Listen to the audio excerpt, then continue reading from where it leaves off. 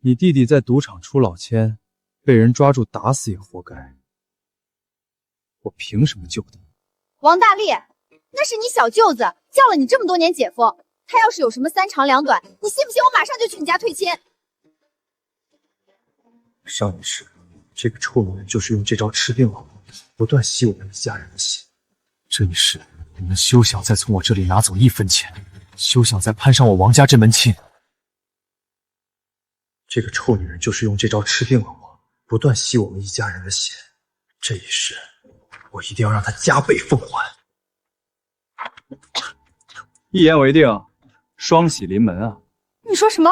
再说一遍！我说你弟弟最好早点死，婚你也赶紧退，我等不及了。晦气！这王傻子又犯浑了，得先稳住他，救出小弟才行。好了，大力，别闹了。这次卖完血，我答应和你去看电影，还不行吗？这次真是亏大了，待会儿一定要让医生抽多点血，才能弥补我的损失。那这是你送我的新自行车啊！我都说不要了，你还硬要送，万一别人以为我是物质的女孩子怎么办？既然如此，你怎么不卖了车救你弟弟，反倒让我卖血救他？这是一回事吗？卖血只是我对你的一个考验，如果你连这点诚意都没有，以后我还怎么敢嫁给你？好了，大学生，既然你不想要，我就拿回家去了。王大力，你要做什么？这是我的自行车。什么你的？你试试看叫他一声，他会答应吗？王大力，你今天要是走了，我就去你家退亲，再也不理你了。小小泥腿子，还不是任我难呢？王大力，你现在跟我道歉，然后马上进去卖血，我就勉强原谅你了。不过看电影嘛，就暂时别想了，得看你后续的表现。我记得这个手镯也是我妈给你的。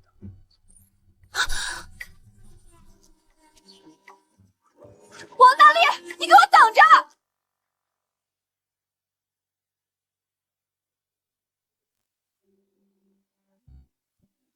大力去哪儿了？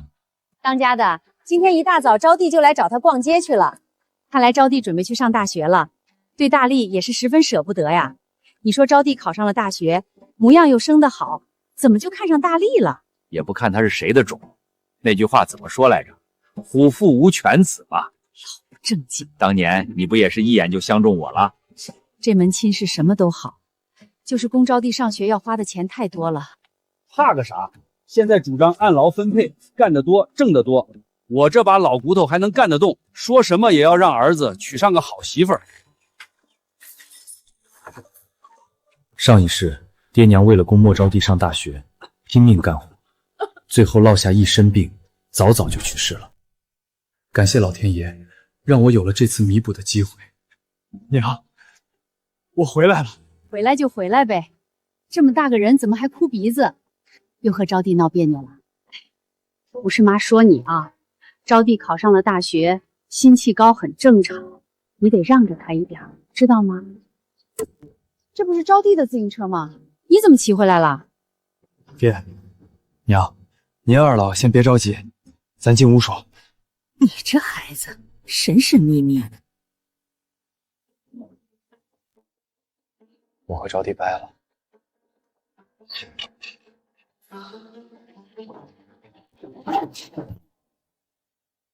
娘，喝口热的，身子好得快。儿啊，你只要跟招娣和好，娘这病马上就好。娘，莫招娣为了给他那个赌鬼弟弟填窟窿，逼着我去卖血，您还帮他说话呢。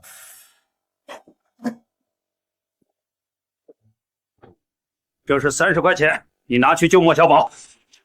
这应该是家里最后的钱了，绝不能给。爹娘，咱家一年辛苦到头就赚那么点钱，全给了那家白眼狼，图什么呢？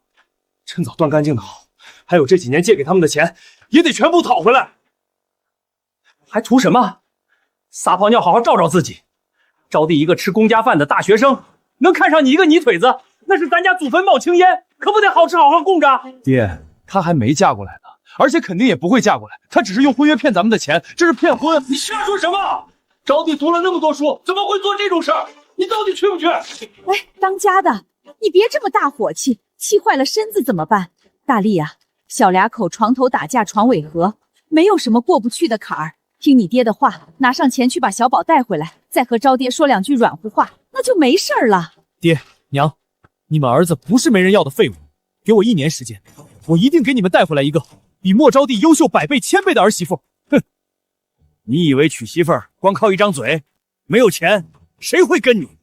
爹，凭我这双手，一定能挣到钱，您就瞧好吧。当家的，这可怎么办哟？倔驴一头，让他吃苦头。上辈子在罐头厂做技术员的时候，这黄桃可是重要原料，去看看，没准能有收获。哟，七叔，这黄桃长得比拳头都大，您怎么还坐这儿摊上气了？是大力啊，不守着你那大学生媳妇儿，怎么有空来我这儿？别提了，七叔，我和他掰了。哦，你以前可是恨不得天天跟在莫家丫头的屁股后面转，怎么还能掰了？那是我以前眼睛瞎，现在已经迷途知返了。别的不说，就他那个妈，一般人可受不了。七叔，这咋回事啊？去年老板抢着要收购黄桃，根本不愁卖。今年我把棺材本都投进去了，结果倒没人来收了，我还欠着一屁股肥料钱没还呢，可亏死我了。其他人的呢，也都没卖出去。可不是嘛，丰产不丰收，愁死个人哟。这批黄桃个头成熟度都符合做罐头的标准，我只要能搭上罐头厂的线，这满山的黄桃那就是金山银山啊！七叔，我要是能把桃都卖出去呢？我说大力啊，叔年纪大了，你可别拿我逗闷子了。七叔，这种大事我怎么会开玩笑呢？你要信得过我，我马上开干。成，就冲你舍得放弃一个大学生媳妇儿，叔信你一次。千万小心，这桃子软，下面的茅草垫厚点，轻拿轻放。好嘞，大力哥，咱们办事你还不放心吗？大力，叔全拜托你了。叔，放心，我尽力。好你个王大力，有力气在这搬桃子，都不愿意卖血救小宝，害得我们家白白出了那么多钱。王七哥，刚才你和大力他们在忙什么呢？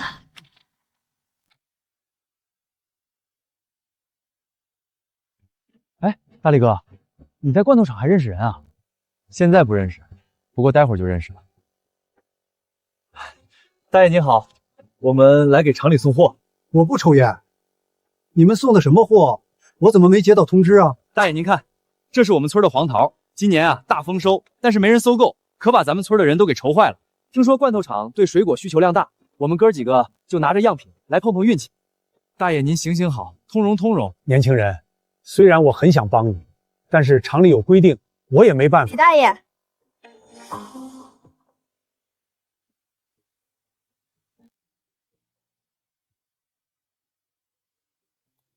李大爷，放他们进去吧，有什么事儿我担着。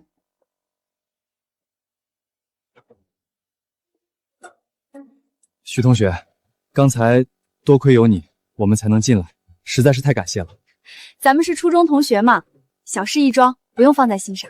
这个黄桃做成的罐头真的很好吃吗？如果罐头能顺利做出来，我请你当试吃员，到时候你就能知道有多美味了。那我可真是太期待了。小姨忙着呢，自个儿玩去。放假回来就天天来骚扰我，你就没点正事要做吗？小姨，我可没有不务正业，这不给你拉来了一个大业务。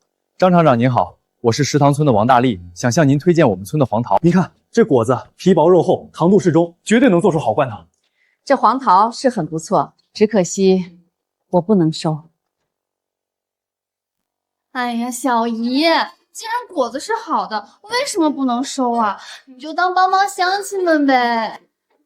因为技术主任谢师傅生病住院，最近厂里产出的罐头品质都不合格，我已经下令暂停生产了，哪里还能消化多余的原料呀？小姨，你怎么不再请一位技术主任？这样停工停产，损失得多大呀？小丫头片子，技术主任哪一个不是工作几十年、经验丰富的老师傅？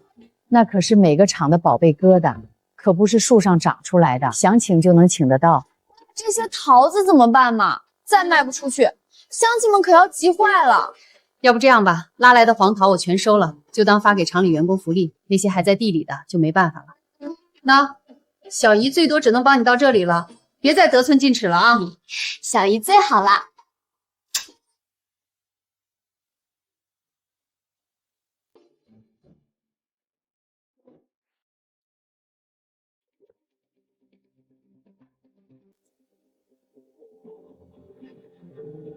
果体颜色偏暗，复色剂调配的比例不对，口感稀烂，糖水浑浊，那是煮太久了，糖水味道也有点问题。你既然能看出问题，有没有办法解决？可以试试。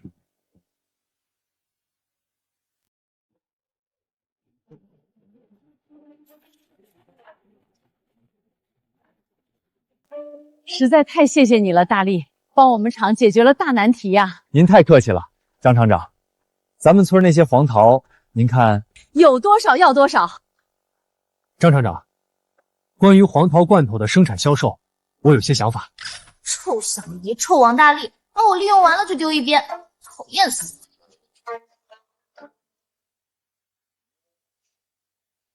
小婷，大力想和我们厂签订一份合同，还要请你这位北京大学经济系的高材生帮忙呢。徐同学，拜托你。没问题，不过先说好啊，我的收费可是很高的。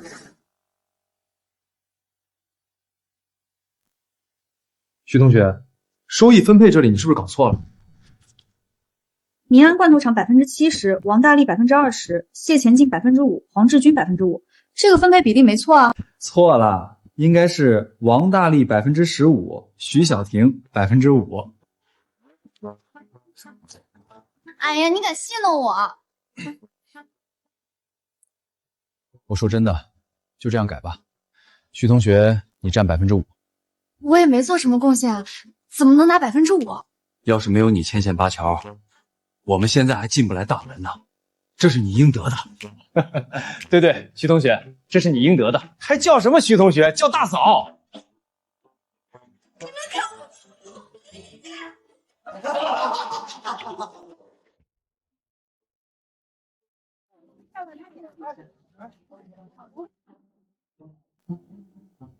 大力啊，你们这是帮哪个老板收桃子呢？收完七叔这里的，能不能也去我那里看看？可以啊，只要品质符合，我们都高价收。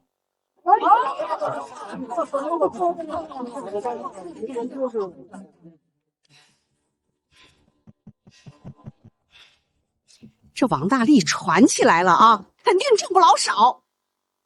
招娣啊，王大力最听你的话了，咱家为了赎小宝出来，可花了不少钱呢，你得让这小子给补上。姐，妈说的对，要不是王大力不肯卖血，我也不用遭这么多罪，得让他赔偿。可是昨天他已经说得很明白了，要和我退婚。退婚？退什么婚？今儿一早他老娘还送来几个鸡蛋道歉呢，他们一家可舍不得你这么好的一个儿媳妇。行，那我们去找他。好了好了，大家伙放心，收完七叔这里的，我就去你们那里收。好。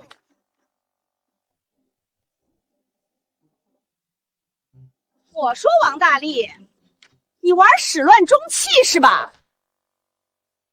上辈子真是瞎了眼，怎么就没有发现这家人的丑恶嘴脸？去，滚一边去，别耽误我干活。找到他了是吧？敢这么和我说话？大伙儿都来看看呀！这里有个陈世北，对我家招娣始乱终弃，挣了点钱就翻脸不认人了啊！今天诸位乡亲都在，我正好把事情给说清楚，也劳烦大家做个见证。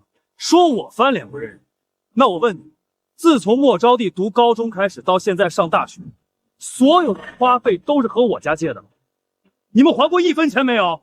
招娣可是和你订了婚约的，你们家出钱那是天经地义。好，既然如此，我爹娘年纪大了，那咱们就抓紧把婚事办了，让我爹我娘早点抱上孙子。我呸！想的倒是美。我家招娣是大学生，以后要吃公家饭的。你一个泥腿子说娶就娶，还得再考验几年，看看你们家诚意再说。哪有这样子？这莫家分明是把大力家当冤大头宰啊！可不是嘛，莫家婆娘年轻时候就不是省油的灯，泼妇一个把丈夫都气跑了，现在更不得了喽。还有这事呢，好好说说。莫招娣，你怎么说？我听我妈的。大家都听到了吧？不是我不想结婚，是他们家逼人太甚。今天当着大家的面，我宣布婚约作废。王大力，你疯了！你不和招娣结婚，还能找到更好的？赶紧道歉！你看，老徐，你见多识广，这是什么车？这叫斯蒂芬克牌汽车，美帝国主义生产的。当年尼克松访华呀，专门带了几辆过来，送给主席他老人家的。哎呦，那不得值个好几千块呀！头发长见识短的老婆娘，这车能用钱来衡量？县长够威风了吧？他都不一定坐过。子子，这车上坐的得是多了不得的大人物啊！咦，怎么是个姑娘？这怎么看着像是徐家的？对，就是徐家的。当年他爸妈带着丫头来咱们村的时候，还没葱高。秦香几年不见，长这么漂亮了。说什么呢？人家爷爷现在平反了，重回北京当大官了。高干子女当然出落得漂亮了。4、9城里的金凤凰怎么到咱这小山沟了？徐小婷，她怎么来了？招娣，你们当年可是同学，赶紧上去套近乎啊！人家指缝漏一点，就够咱吃上1年的。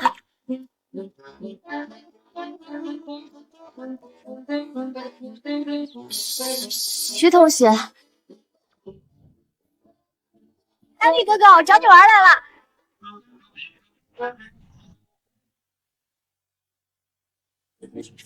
好你个王大力，攀上了城里的金凤凰，难怪想要解除婚约。凭什么徐小婷能坐小汽车，我回家还要下地干活？小婷同学，来帮忙记账，咱们早点收工。臭王大力，一来就指使我干活。先说好啊，记完账你要带我去抓鱼。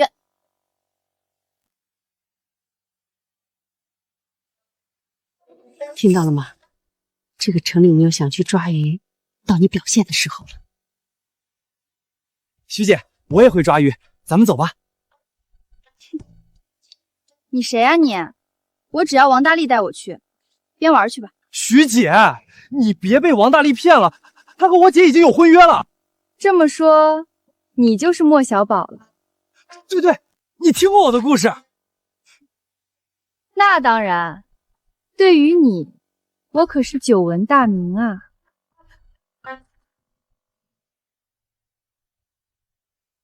赵叔，这个人经常聚众赌博，把他抓回去审一审。姐，快救救我！我不要被抓，我会被枪毙的！放开我儿子！你有什么资格抓人？放开我儿子！大家伙，别给我看着呀！这几个外地人都气到咱头上来了！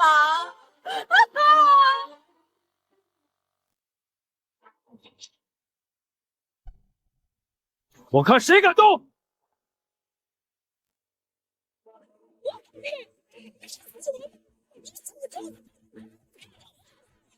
莫小宝这是聚众赌博，是违法犯罪。别说他不是我小舅子，就算他真的是，也必须接受法律的严惩。各位乡亲，可别因为一个犯罪分子犯了糊涂对抗组织啊！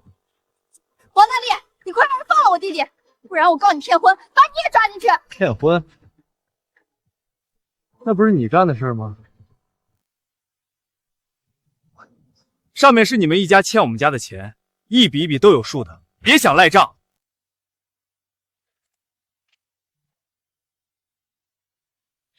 你说多少就多少，我还说你欠我1万块呢。好，你们不认识吧？那我就去莫招娣的学校举报，堂堂大学生骗婚借钱不还，看你这个大学生还能不能毕业。你想要干什么？你别乱来！签了他，我就不去举报。好，我签。那我弟弟这里，你弟弟是违法犯罪，我可无权干涉。徐同学，您能不能高抬贵手，放了我弟弟？你求我呀！求求你，徐同学，放了我弟弟吧。嘿嘿，没门儿，求我也不行。姐，放救我！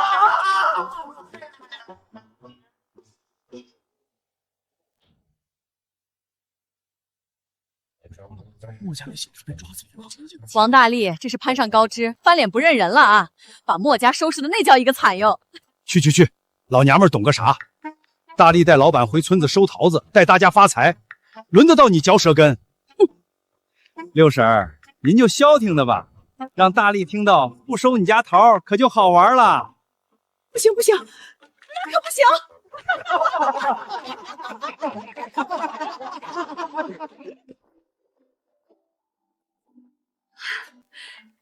丫头，你是大力的初中同学吧？属什么的？现在做什么工作呀？阿姨，我属马的，现在还在北京读大学。在北京读大学啊，那可了不得哟！妈，我们这正忙着呢，您先回去吧，不要在这瞎问了。那丫头，忙完来家里吃饭啊，我杀鸡给你吃。小婷同学，我妈这人就这样，她说的话你别放心上啊。王大力，你什么意思？不欢迎我去你家做客吗？没有，不是这个意思。哎，前进，小心点儿，别摔坏了桃子。今天收了桃子8630斤，一斤挣5分钱，一共431块5毛。大家都辛苦了，这钱咱们平分了。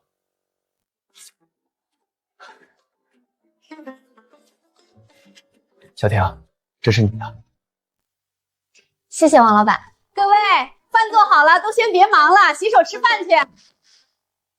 小婷啊，来吃鸡腿。听大力说，这次多亏了你，才能和罐头厂达成合作，真不知道该怎么谢谢你才好了。阿姨千万别这么说，是大力哥为罐头厂解决了技术难题，才换来的大订单，我没起什么作用。真是个谦虚的好孩子，以后就把这里当自己家，一定要常来啊！对，嫂子，听王婶的，当自己家。越说越离谱了。来，为了更美好的明天，咱们以茶代酒，干杯！听说张艳芳这臭娘们找了个毛头小子，把技术问题搞定了。领导，不单单如此，他们还签了个销售协议，听说想把罐头卖到外国去呢。哼，想靠这批黄桃翻身，做梦！通知老李，他的病该好了，赶紧回厂里给这批罐头加料。领导，李师傅装病可以，破坏生产这么大的事儿，我担心他不同意啊。不同意？他那个贪污犯儿子，做好吃苦头的准备吧。明白，领导，我马上安排。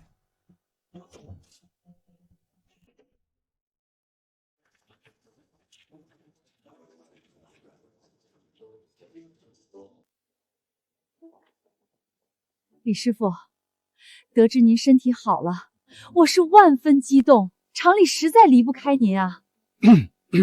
张厂长，我听说厂里有困难，放心不下，就过来看看。李师傅，最近厂里新引进了技术，正需要您帮忙把把关呢。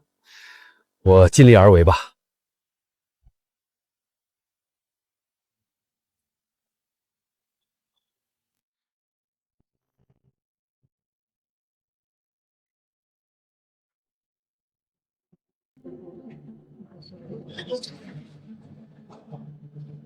张厂长，对不住了。几位老板请看，这批最新的黄桃罐头，不但果肉形态饱满，颜色艳丽，我们还在糖水配比上做了重大改良，最大程度保留了黄桃原有的那股子鲜甜劲儿。我可以保证，这绝对是目前市面上难得一见的高标准产品。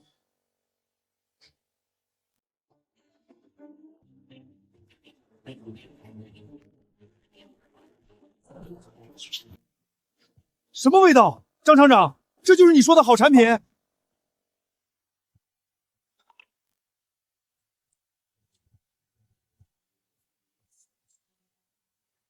大力哥，照这个速度，咱这月能成为万元户啊！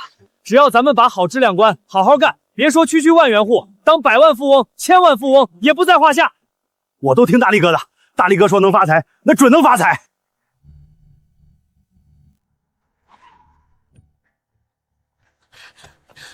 大力哥，罐头厂出事了，所有罐头都被检查出不合格。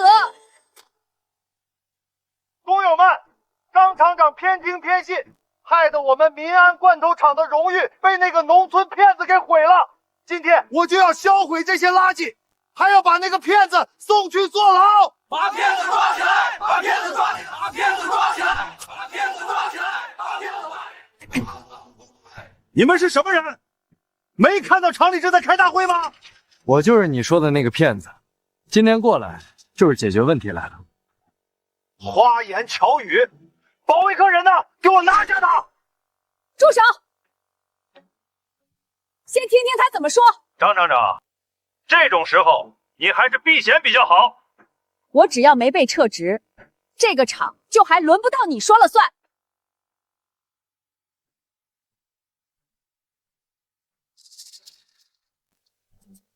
如果是配方出了问题，那应该是大面积发酵，味道是酒气，但现在罐头散发的气味是恶臭，封口处不贴合，有异响，这是杀菌不彻底和封口不严，导致厌氧菌滋生才会出现的情况。一派胡言！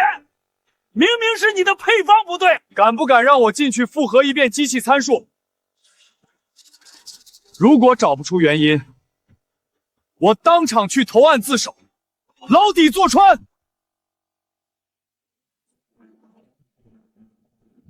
大力，有信心吗？张厂长，您就放心吧。大家看，封口袋这里有纤维的卷边不齐，如果不是机器老化，那就是有人故意在搞破坏。最关键的在这里，杀菌锅的温度记录簿看似正常，但大家请看压力阀的铅封。李师傅，作为全场最有经验的老师傅，这些问题你难道都没有发现吗？还是说，这一切都是你动的手脚？我一时没有注意。哼，人你说的天花乱坠，现在厂里就是用了你的配方，才生产出这么多劣质产品，你要怎么交代？张厂长，现在厂里还有原料吗？我亲自操刀生产一批罐头出来，自然可以水落石出。行，我这就给你调过来。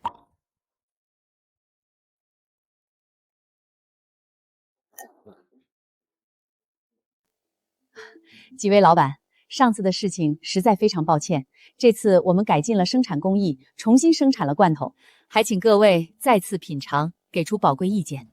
张厂长，按说这么多年的交情了，我也不是信不过你，只不过上次的教训实在太惨痛了，我整整2天没吃下饭了。这次不会再整什么幺蛾子了吧？要是不好吃，各位老板只管把我的头拿去当球踢。哼，黄口小儿，等下我看你怎么死！你这小伙子倒是有意思。也罢，那我就舍命陪君吧。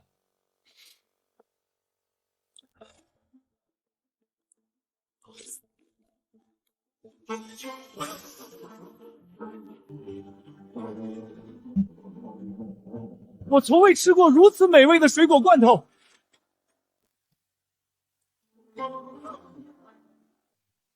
我要800件，我要500件，500件，我要800件，500件，500件，我要800件。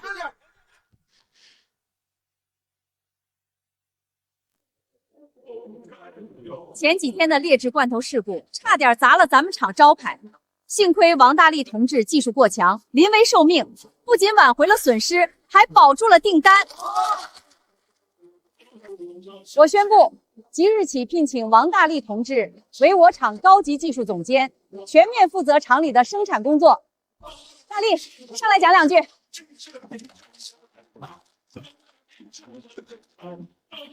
感谢大家的信任，漂亮话我说不来，就一句话，只要有我在，往后厂里出的每一瓶罐头，我都敢往自己嘴里送。赏罚得分明。这次事故的原因是由于生产主管李珠生监管不力。念在李珠生是老员工的份上，经厂办研究决定，让他提前退休，职位不得由家人顶替。哼，先让你们得意一会儿，咱们走着瞧。你去那个村子盯着，我就不信他没有弱点。大力，这次多亏了你，才给厂里挽回了损失。这是1000块钱，还有一些工业票，你收下。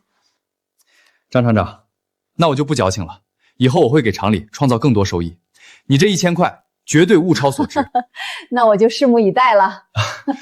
小婷同学，我想给爸妈买一点礼物，我不太了解这方面的事情，能不能邀请你一同前往，给我做个参考？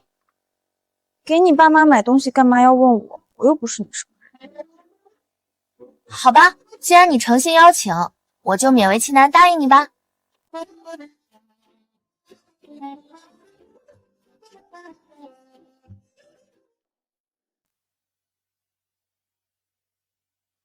我说大力哥，你买了东西还要这样大包小包的带回来，生怕别人不知道吗？现在国家提倡多劳多得、勤劳致富。作为有能力、有见识的新一代青年，我挣到钱当然不能藏着掖着了。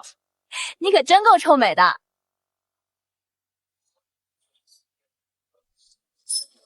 哎呦，快看，那是大力！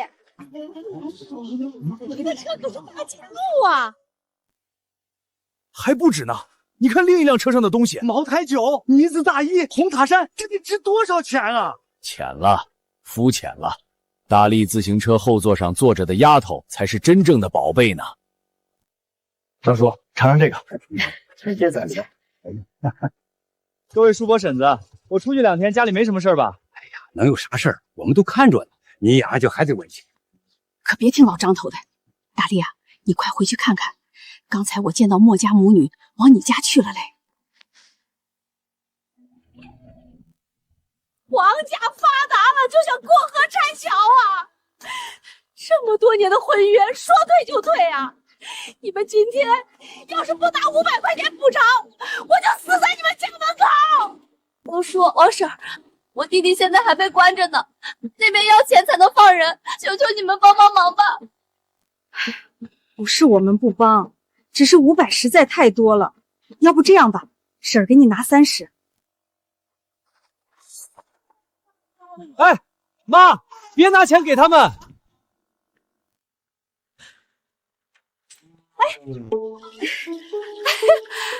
大力呀，你可算回来了！你看你这孩子挣了这么多钱，也不跟家里说一声，快把这些东西拿去送礼，把你小舅子换出来。想要送礼捞人，行啊，你让莫招娣先去公安局问问，行贿罪要判几年？莫大学生，前2天刚签的欠条，这么快就忘了？怎么，今天带你妈来是想提前还钱吗？王大力，你一定要做的这么绝吗？还和他们废什么话？赵叔，我记得诬告和寻衅滋事也是要追究责任的。王大力，你给我等着！你快听我！记得准时还钱，少1分我就去你学校拉横幅。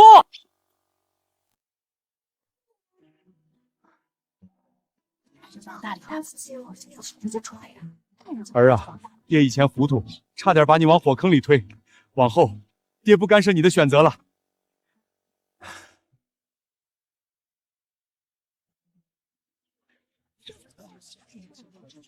墨家这对母女倒是可以利用一下。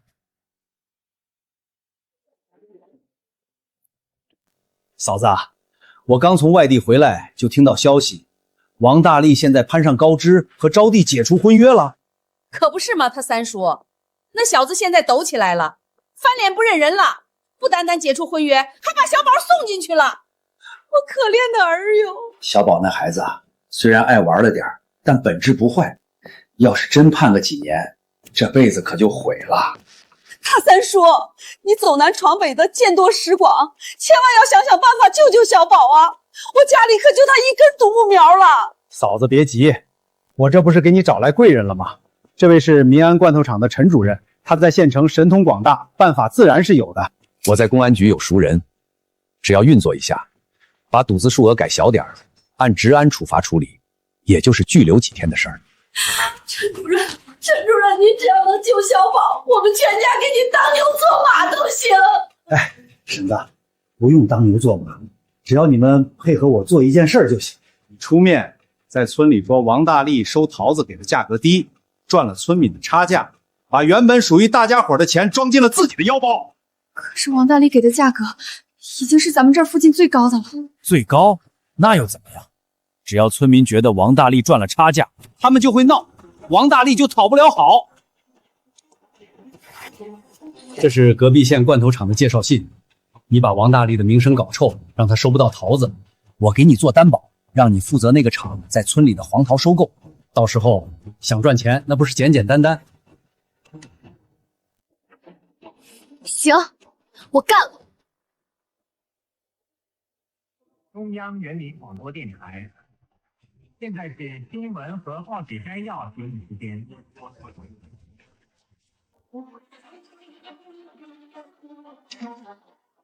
大力啊，这下咱们村可都指望你了，1毛5一斤，这价钱真公道。可不是嘛，大力这孩子出息了不忘本，真是好样的。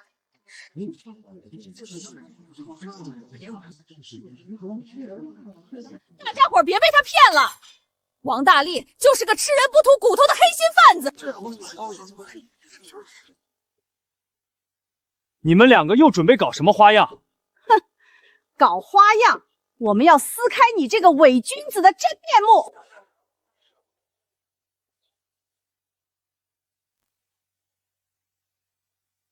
大家伙都说王大力收桃子的价格高，可你们知道罐头厂给了他多少钱吗？各位叔伯婶子，县里罐头厂的陈主任告诉我，王大力在罐头厂的收购价是2毛1斤，他什么都不干，1斤就赚了我们5分钱的差价。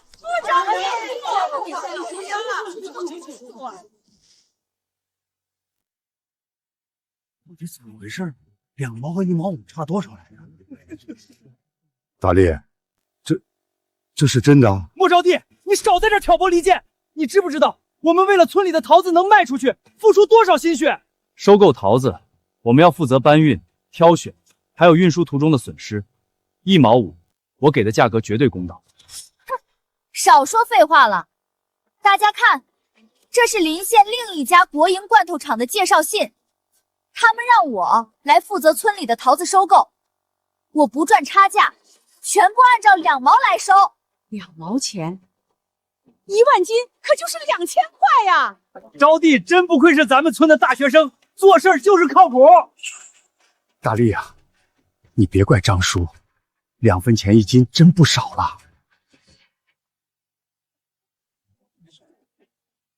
前进有致，把账本收起来，咱们走。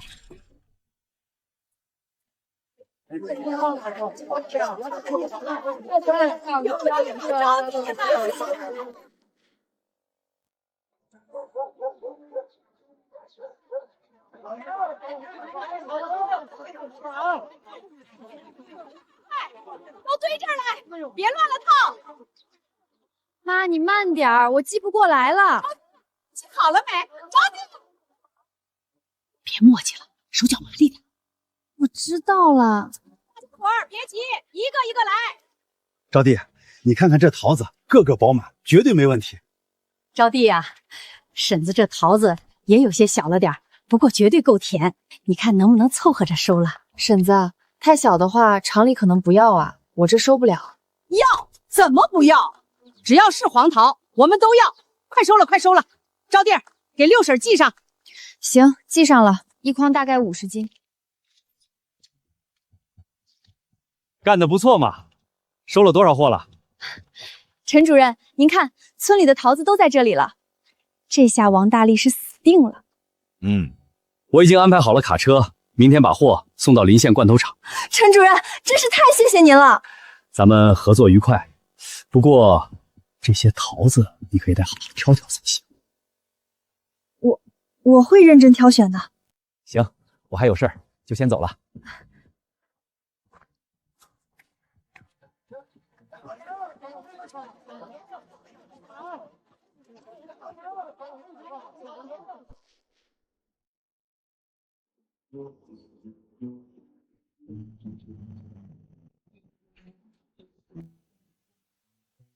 大力哥，咱们真的不管了。莫招娣根本就不懂收桃，万一收坏了，厂里不要，咱们村可不就乱套了吗？现在这种情况，咱们想管也管不了，还是不要操这个心了。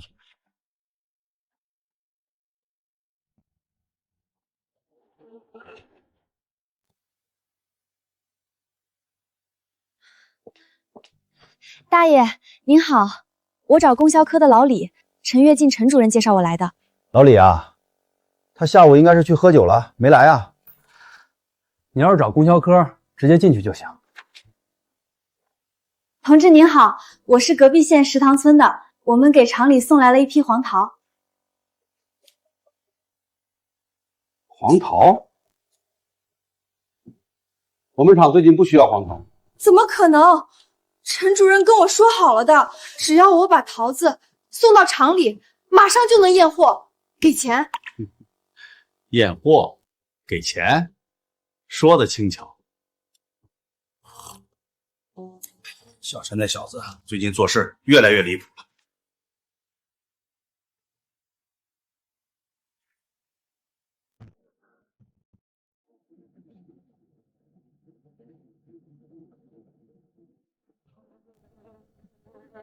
哎呦，这都是些什么东西？拿走，拿走！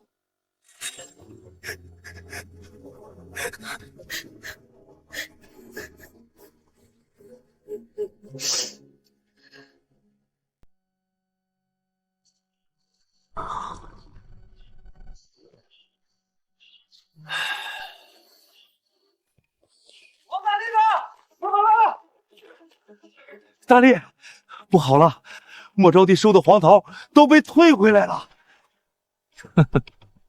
意料之中，那些桃子都被拉回村口大槐树下了。莫招娣现在搁那儿哭呢，村民们都围着他，要他给钱。你快去看看吧。那就走吧。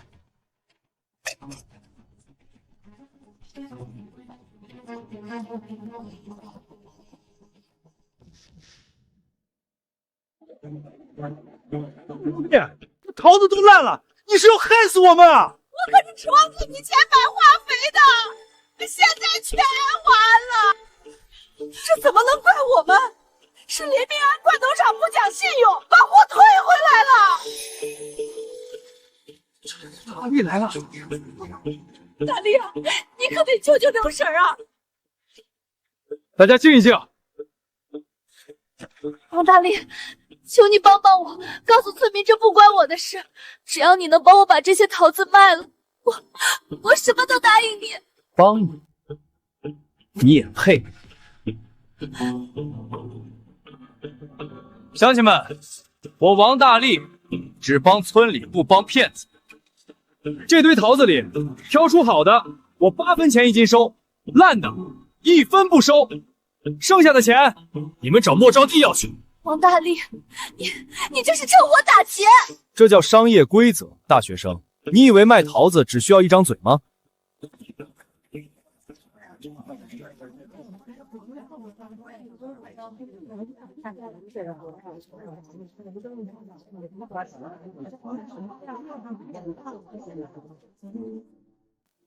招娣啊，要是还不上这些钱，他们会不会把咱们家给拆了？凭什么？凭什么他王大力能顺风顺水，我就要落到这个下场？一定是他故意使坏，一定是他去临县罐头厂说了什么坏话，才害得我被退货。现在说这些有什么用？关键是钱啊！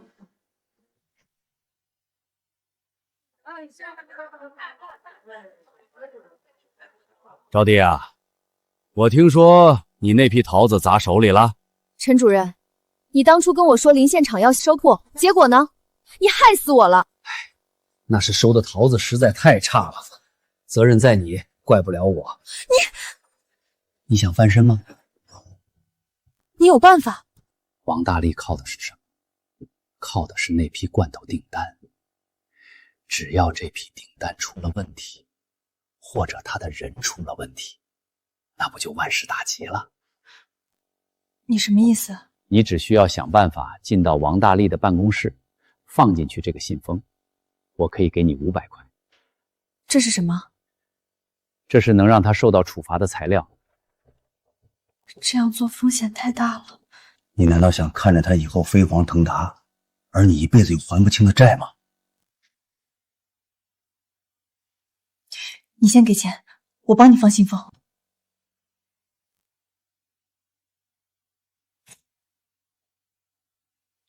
大力哥，你的动作也太大了，车间上下都在议论，说你这是在搞白色恐怖，连领个手套都要签字。这不叫恐怖，这叫规矩。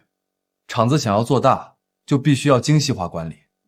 只要行得正，做得直，谁怕签字？哼，装模作样，我看你能得意到几时？这都几天了，怎么还没进展？王大力办公室看得很严格，我根本没机会放信封。收了钱你敢不办事儿？信不信我让你弟弟永远出不来？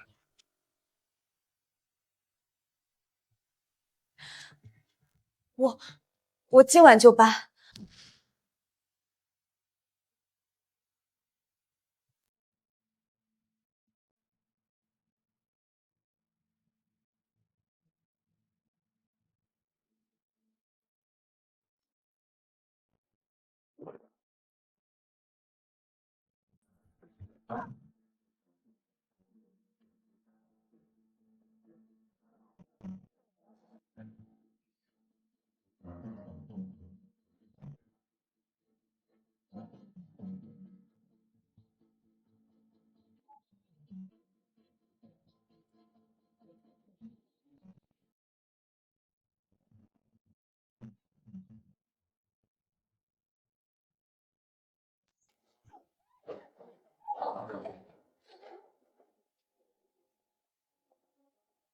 莫大学生，这大半夜的，你是想找我谈心吗？我人赃并获，你还要狡辩吗？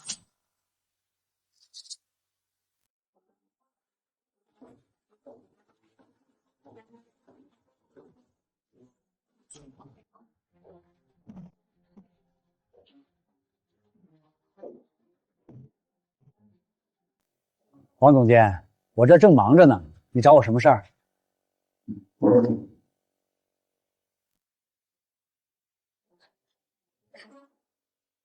陈主任，你看看这是谁？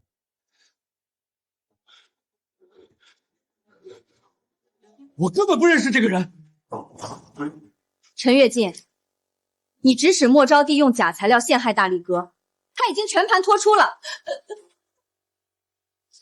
我根本不认识这个人，你们不要血口喷人。易科长，既然陈主任不愿意体面，你就帮他体面体面。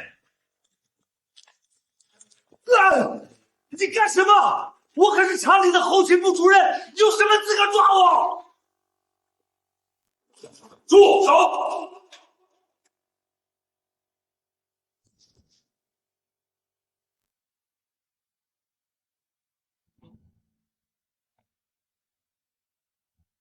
老易啊，岳静好歹也是厂里的中层干部，你这样抓着他，让外人看到了，造成的影响不好。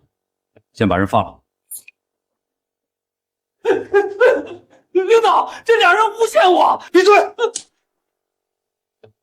小田丫头，这是厂内部的事情，我们内部解决，你还是不要掺和了吧。我偏要管。刘副厂长这话说的不错，如果只是厂子内部的事，确实应该内部解决。可惜，陈跃进触犯的是法律红线。陈跃进，这些是你利用职务之便贪污公款、私自贩卖原料的证据，每一笔我都查得清清楚楚。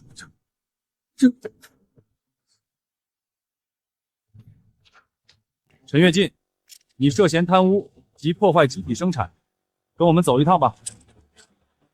多行不义必自毙。我是大学生，求求你们不要杀我，我还要当我的先生。王大力，大力哥，救救我！晚了，你决定害人的事就已经晚了。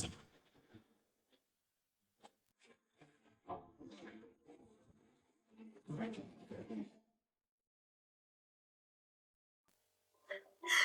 于把那两个讨厌鬼解决掉了。这次成功把陈跃进送进去做苦窑，等于是砍断了刘元朝的一只手。以后咱们在厂里就少了很多掣肘，能放心大胆干了。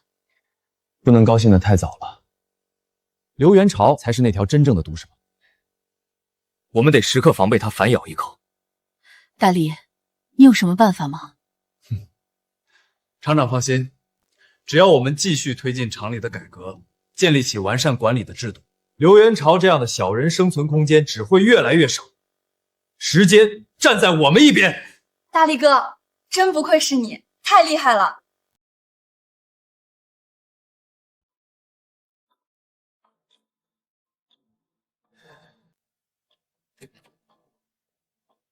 厂长和公安局刘队长那边约好了，走吧。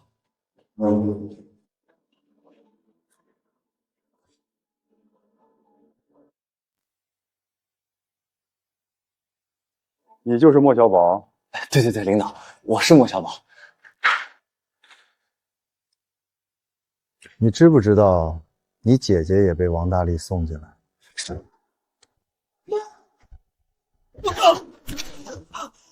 老实点！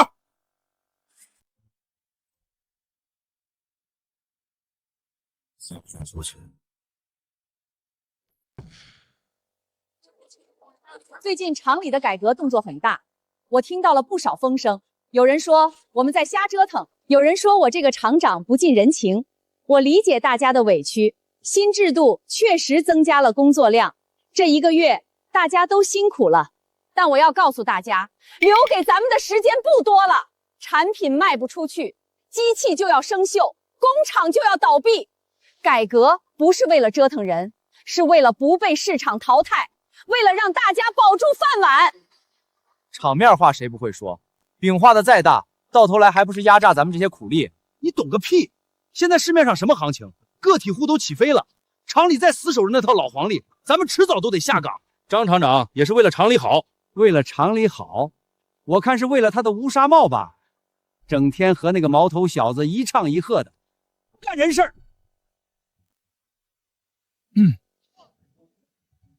各位工友，我在这里和大家汇报一个好消息。1个月来，厂里生产新款的黄桃罐头在市场上很受欢迎，甚至拿到了外贸订单，给国家创造了外汇收入，也给厂里带来了不菲的利润。经过厂办研究决议，这笔利润除了留下必要开支，剩下的钱全部拿出来给大家发奖金，人手1份，保底不低于100块。张厂长英明，王总监万岁！咱们跟着厂里干准没错。哟，刚才谁说人家瞎折腾来着？这会儿舌头不打结了。现在看到真金白银了，性质能一样吗？这叫此一时彼一时也。跟着能带咱发财的人走，那叫识时务。李哥，你刚才那话我深表赞同。张厂长、王总监，我们坚决拥护领导决定，支持厂里改革。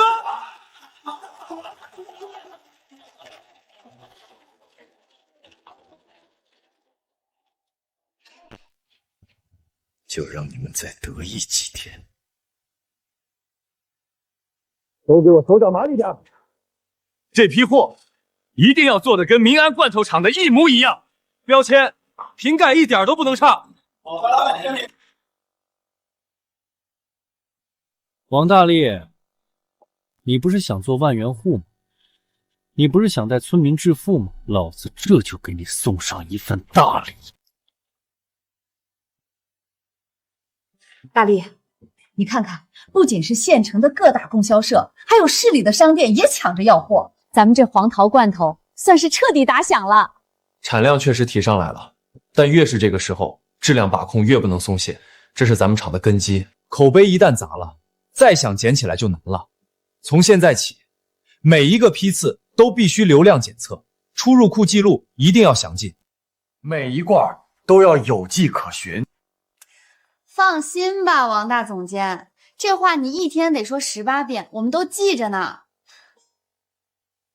再说现在工人们拿到了实际奖励，工作起来全都一丝不苟的，比咱们还要认真积极，出不了问题的。那就好，你们继续算账，我去车间看看。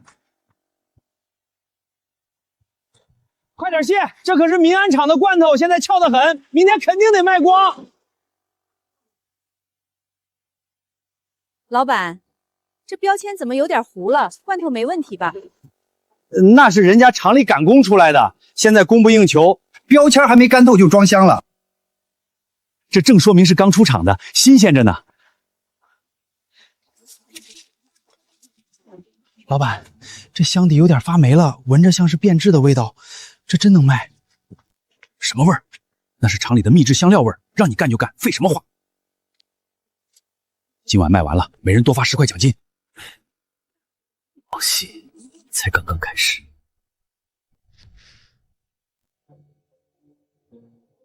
张厂长，短短几个月，民安罐头厂在您的领导下，从濒临倒闭到出口创汇，请问您有什么心得可以分享呢？我最大的心得就是发掘了这个优秀的年轻人。来，大力过来，这是我们民安罐头厂的生产总监王大力。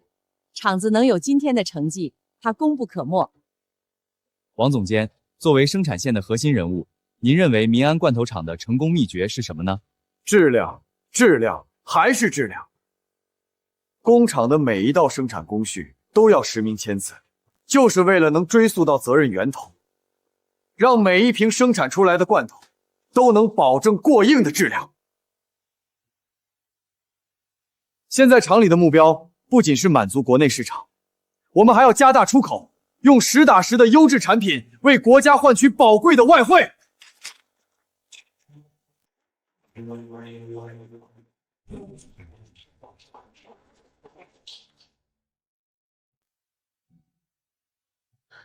刘队长，这是发生什么事了？张厂长，近日来，我县连续出现多起食物中毒事件，经过我们调查，都与民安罐头厂生产的黄桃罐头有关。这不可能！我们厂的每一批产品都有流样检测，完全符合食品安全的标准。好好看看，这是不是民安罐头厂的商标？现在情况紧急，所有生产线必须立刻停工。生产总监是吧？跟我们走一趟吧，有些问题需要你亲自去交代清楚。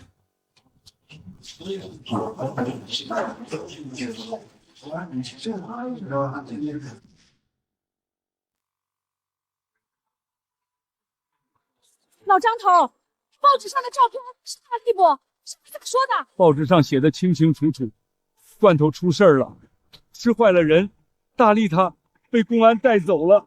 怎么会这样？大力不是还说要带咱们致富的吗？哎呦，我今年又多种了3亩桃，要是以后都不收了，可怎么办呀？可不是咋地，我借钱买了好多桃树肥，如果明年不收，那就亏大了。大家伙聊什么呢？这么热闹。老张头，你藏什么藏？这么大的喜事儿，怎么就不让王家二老也看看？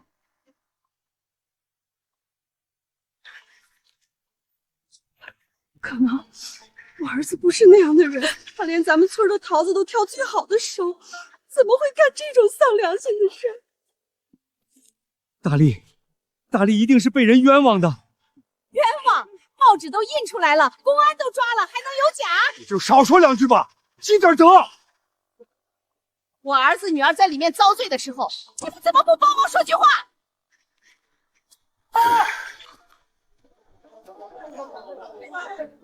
王大力那个脚底生疮、头顶流血的坏批，公安早就应该把他抓起来了。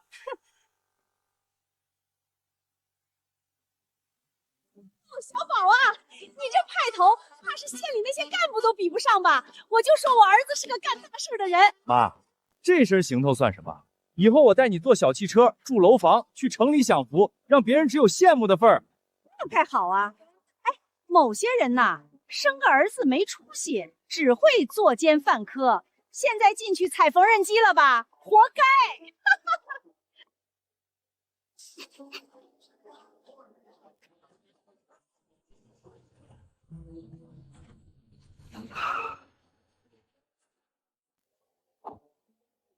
阿姨，姨，别听他们胡说，大力哥是被冤枉的，真相很快就会大白，他很快就能出来。真的吗，丫头？大力真的能回来吗？一定能。叔叔阿姨，你们先和我到县里住，大力哥不在，我得照顾好你们。好孩子，真是好孩子，大力能遇到你，真是他的大福气。王大力都进去了，这种级别的女人留着也是守活寡。徐姐，怎么还在给那个废物王大力张罗呢？这种人不值得。滚！徐姐，你要是寂寞了，可以跟我。把你的嘴放干净点，以后再让我听到你说大力哥的坏话，就不是一个耳刮子这么简单。说，婶儿，咱们上车。小宝，走吧，咱回家。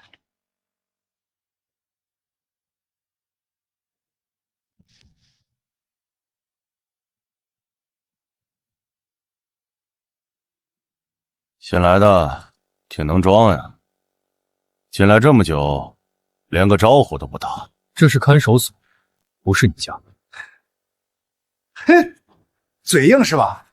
哥儿几个，给他松松筋骨，让他知道这屋里谁说了算。不想他见我，就给我退后！退后！刘耀强给了你多少钱，让你来整我？你在说什么？我根本听不懂。你来猜猜，我敢不敢真捅进去？你别想威胁我，拿人钱财替人消灾，我大彪是讲规矩的人。刘涨潮那种人，只不过把你当狗屎，你以为他会捞你？想想你身上背的案子，加这一条寻衅滋事，足够你把牢底坐穿。古惑仔不用脑，一辈子都是古惑仔。难道你真想打打杀杀一辈子？只要你帮我做件事儿，我保证出去之后给你安排一份体面的工作。你想我怎么做？打我一顿就行。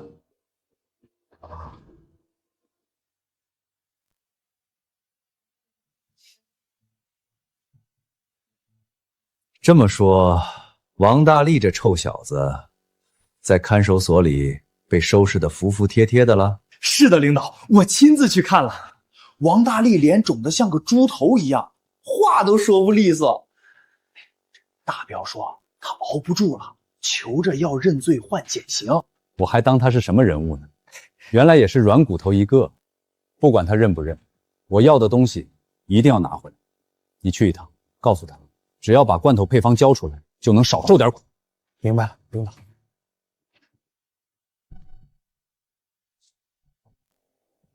只要你把配方乖乖写出来，大彪就不会再为难你。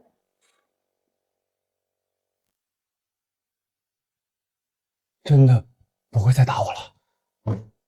快点写，不然回去有的你受的。我写，我马上写。这个高粘度可甲基纤维素钠是什么东西？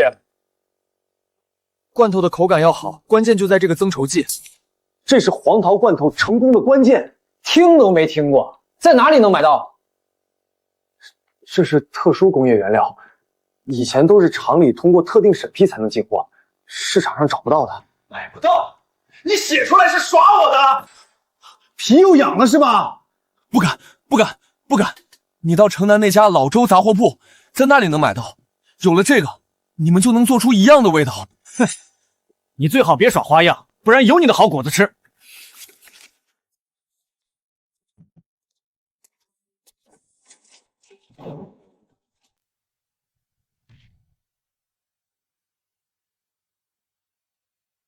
王大力这个软骨头，为了不受罪，把老底儿都交代了。领导，只要有了配方，咱们做出来的罐头绝对能以假乱真，到时候可就发大财了。知道还不赶紧去做？把那个什么纤维素钠买到手，然后立刻开工，给我狠狠的生产。你们俩一块儿去，别出岔子了。要是有什么意外，你们就和王大力作伴去吧。领导放心。陈局长，厂里的眼线告诉我，刘元桃的手下已经出发去买原料了，您可千万让盯梢的同事看紧了。放心吧，只要他们敢买，我们就顺藤摸瓜，直接端了他们的老窝。这一次，我要让这群祸害食品安全的家伙牢底坐穿。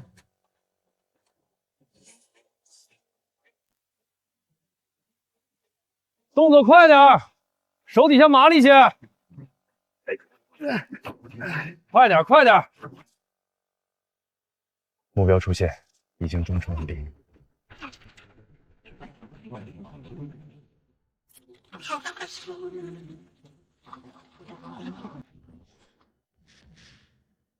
动作快点！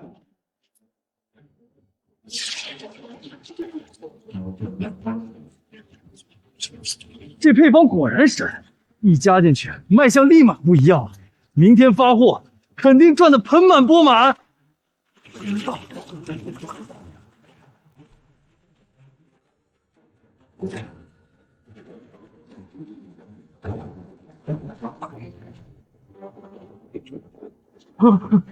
专项督查，全部配合。督查！妈呀，这种环境生产出来罐头，人能吃吗？莫小宝，多行不义必自毙，等着付出应有的代价吧。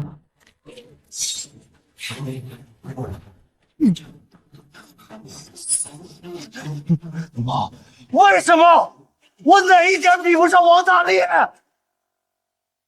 冥顽不灵。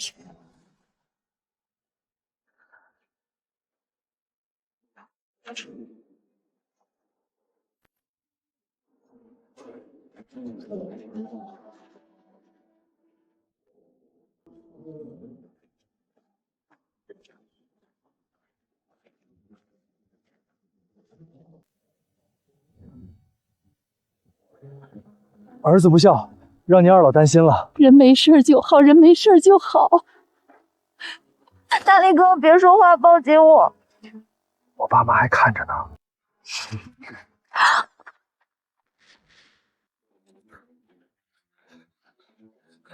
领导，不好了！公安局直接冲进了城郊粮宿，莫小宝和那帮工人都被抓了。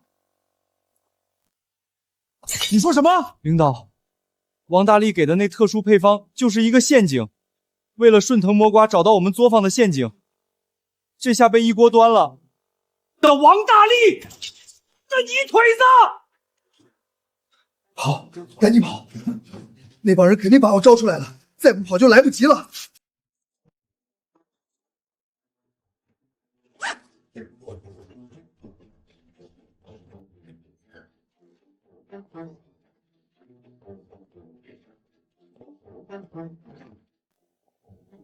刘副厂长，这是急着去哪儿？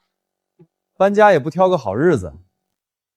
刘元朝，我是县公安局陈长青，你涉嫌指使他人生产伪劣产品、贪污公宽及多项职务犯罪，现在依法对你进行拘留。污蔑，这是赤裸裸的污蔑！我是罐头厂的高级干部，我怎么可能去做那种违法犯罪的事儿？刘院长，事到如今你还想狡辩？这是莫小宝的供词，还有他每个星期给你汇款的单据，上面可是写的明明白白的。有什么辩解的话，你到法庭上说吧。我没想害人，我只是想赚点钱。刘元朝，你不仅害人，你还毁了民安厂的招牌。你为了一己私欲，差点把几百个工人的饭碗都给砸了。你良心被狗吃了吗？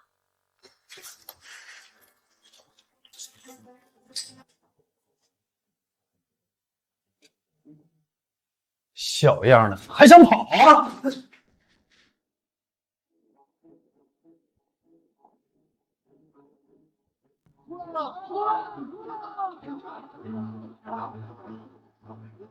派去执法，抓起来，还咱们民安厂清白！那些浪费的东西，可把厂子害惨了，把牢底坐穿！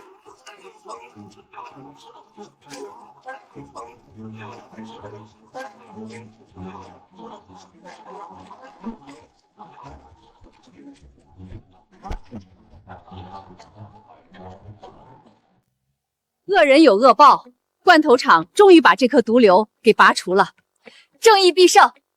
接下来咱们就可以放开手脚，好好干了。各位工友，大家辛苦了。前段时间厂里出了乱子，我知道大家心里不踏实，担心厂子能不能撑下去，担心自己的饭碗今天大家也看到了，害虫已经清理干净。从今往后，民安罐头厂只看本事和质量，不搞那些歪门邪道。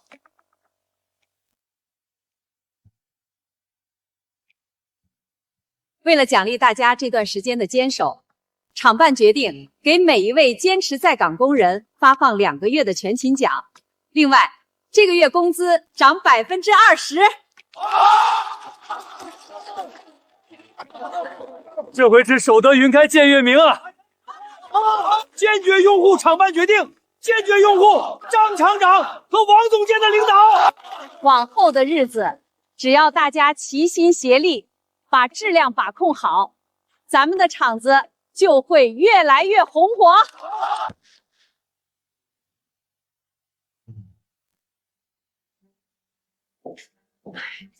虽然现在咱们的黄桃罐头销量很好，但是品种太过单一了。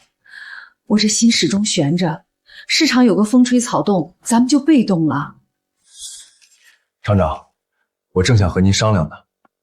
我认为咱们可以尝试开发果酱、果干、水果蜜饯这些深加工产品，丰富我们的产品线。大力哥说的对，我上学时研究过消费趋势，现在大家手里有了闲钱，对这种即开即食、方便携带的小零食需求量那是蹭蹭往上涨。小婷，你是正儿八经的科班出身，市场调研这担子你敢不敢挑？包在我身上。我正好联系了几个北京的同学，咱们做一份详细的市场问卷，看看大家到底喜欢什么样的口味。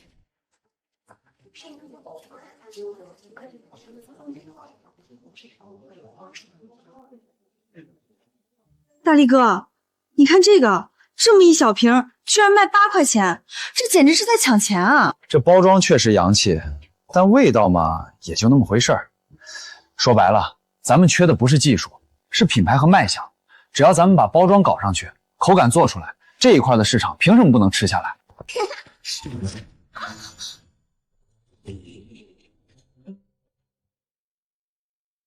大力哥，你的手……啊，抱歉，一时着急没注意。没事儿。快看那边，还有好几种外国蜜饯，咱们去看看。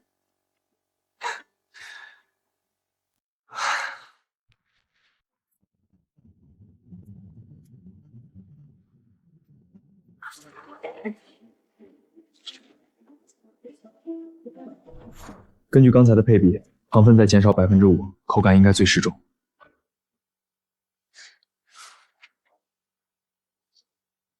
真是的，这样不怕烫伤吗？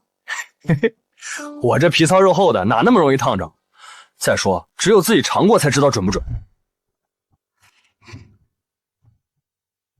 小婷，这段时间多亏你盯着火候和记录，要是没你，新品没这么快研发出来。只要能把厂里的罐头做好，我辛苦点也没什么的。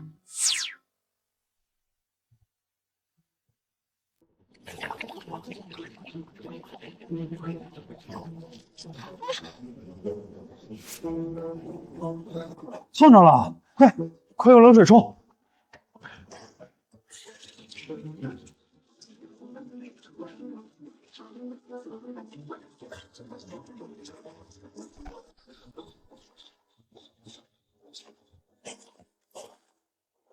尝尝，这是咱们的第一罐成品。甜度刚刚好，一点都不腻，草莓的香气全留住了。大力哥，咱们真做成了。这罐头确实甜，但我琢磨着，怎么都没你刚才那笑容甜。瞎说什么呢？你什么时候变得这么油嘴滑舌了？小婷，其实有句话，我憋在心里很久了。我喜欢你，你可以做我女朋友吗？真是个呆子，人家的心早就给你了。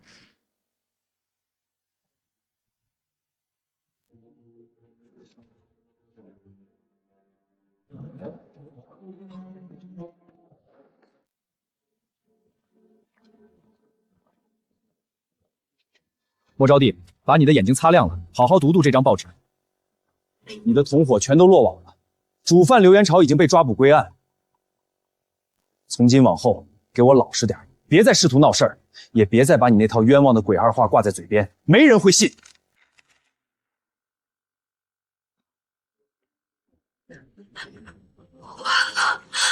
完了，全完了！刘元朝倒了，连小宝也被抓了。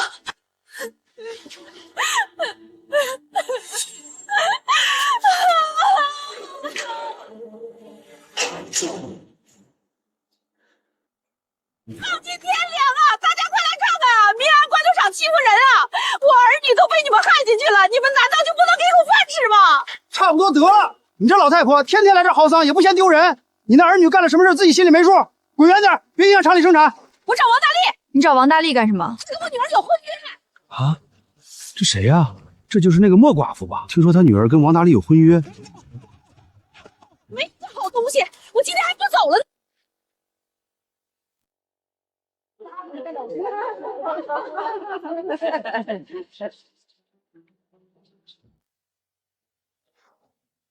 哎呀，瞧瞧这是谁回来了？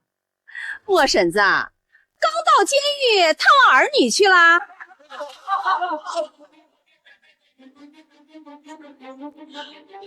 你们笑什么？小宝和招娣都是被人陷害的。陷害？法院都判了，卖假罐头害人。莫婶子，以后咱们可得离你远点，免得沾上一身晦气。就是晦气，快走远点！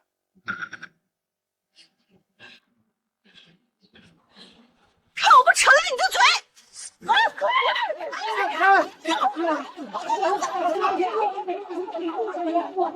你看，哎呦，你看他莫家的媳妇！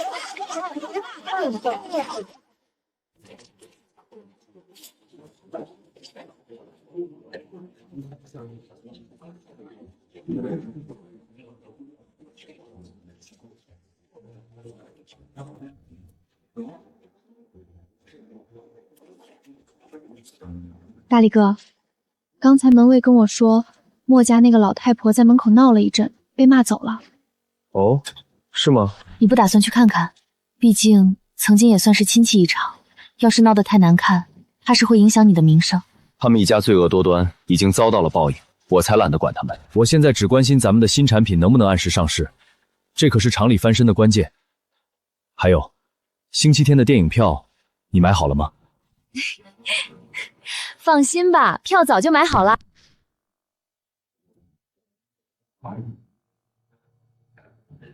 张厂长，大力，不行了，市里的几个大批发商都不愿意拿咱们的货，说咱们的货太贵了，卖不出去。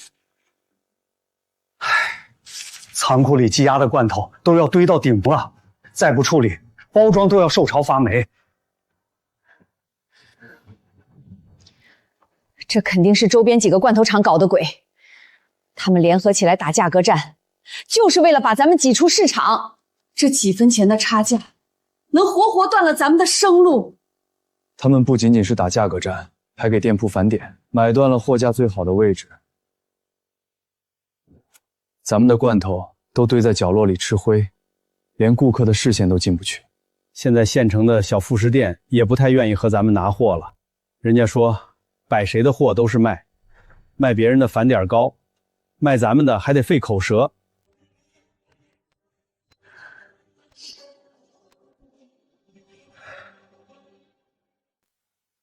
再这样下去，连工人的工资都发不出来了。别慌，我来想办法。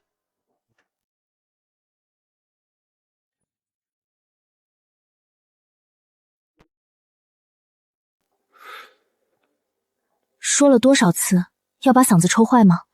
答应我的戒烟又当耳旁风。一时心烦，忘记了。哎呀，工作呢是做不完的，别太逼着自己了。大力哥，要不你和我去北京散散心吧？小姑在中央电视台工作，能带我们去看节目呢。去北京？哪有那闲工夫？北京？中央电视台打广告？小婷，你真是我的好宝贝。走，我们明天就去北京。李主任您好，这是我们民安罐头厂的产品。民安罐头厂，听都没听说过。同志，你们知不知道想上电视台广告的企业有多少？上海的、广州的，哪个不是知名的大品牌？你们一个县级小厂，资金够吗？别来浪费我的时间了。李主任，民安罐头厂虽然只是县级厂，但我们有最好的产品，缺的只是一个让全国人民认识我们的机会。你们这罐头包装虽然不错，但谁敢保证真的好吃？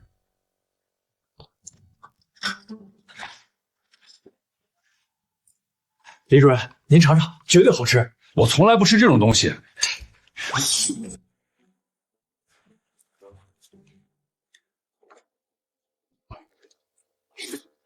口感确实不错，但光有好产品还不够。你们有钱吗李主任，费用大概是多少？20万。大力哥，那可是20万块呀！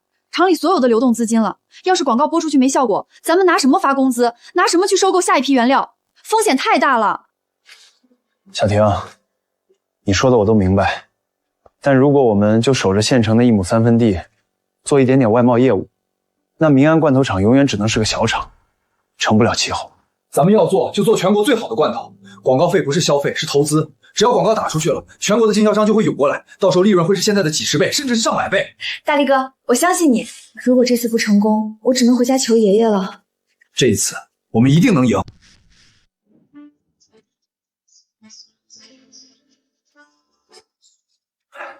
导演，咱们不需要那种花里胡哨的演法，我就想突出4个字：天然、实尺，把最真实的一面拍出来，把石塘村的土地，把咱老百姓勤劳的双手拍出来，这就够了。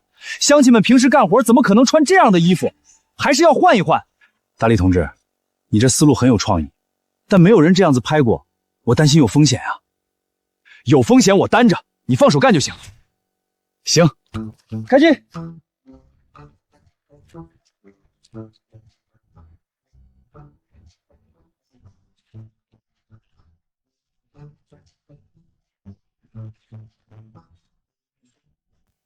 石塘村的好山好水，造就了民安罐头的好味道，不添加，不作假，这就是民安对全国消费者的承诺。大力哥，拍的太棒了！过往继续到今年驾驶，活跃救援区另行办起决断。听说厂里砸进去20万，这要是不成，可怎么办啊？不成，大家就要一起下岗了。去，乌鸦嘴，一定会成功的。大力，你说这广告真能行吗？厂长你就放心吧，咱们的罐头质量过硬，只要一个广告就能把全国的消费者都拉过来。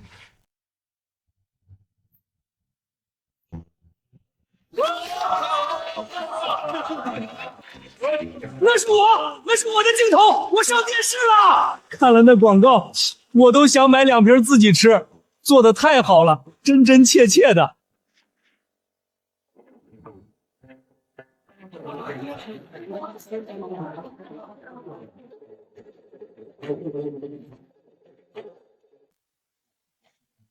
好的。河南平顶山发货1000件黄桃罐头。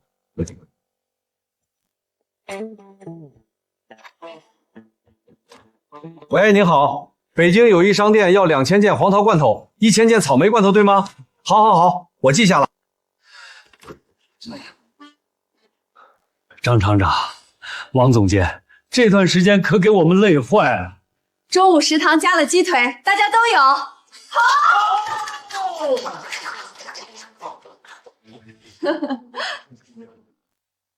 大力，这次广告打得太值了。小姨，全国各地的供销社、百货商场都在和我们买货，订单多到根本接不完。也不全是好消息，这么多订单，现在依靠库存还能顶得住，想要扩大在厂产，原料和生产线都要早做准备了。别怕，既然敢接单，我就留了后手。小婷，带上笔和本子，跟我去趟石塘村。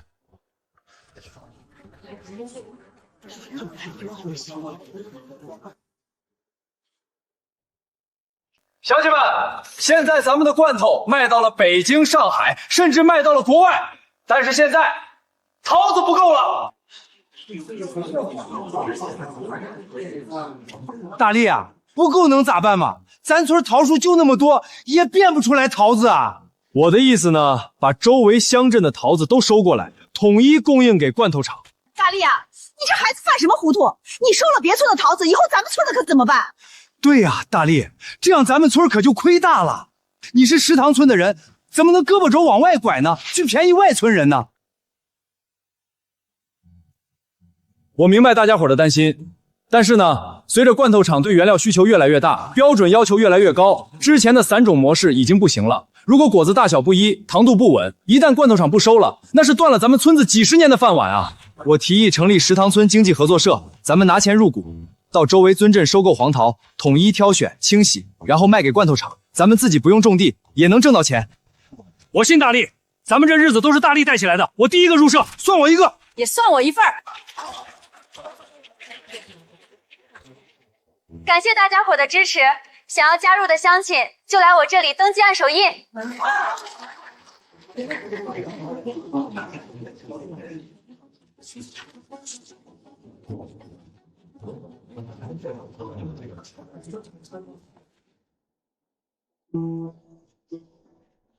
哎呦，这不是王总监吗？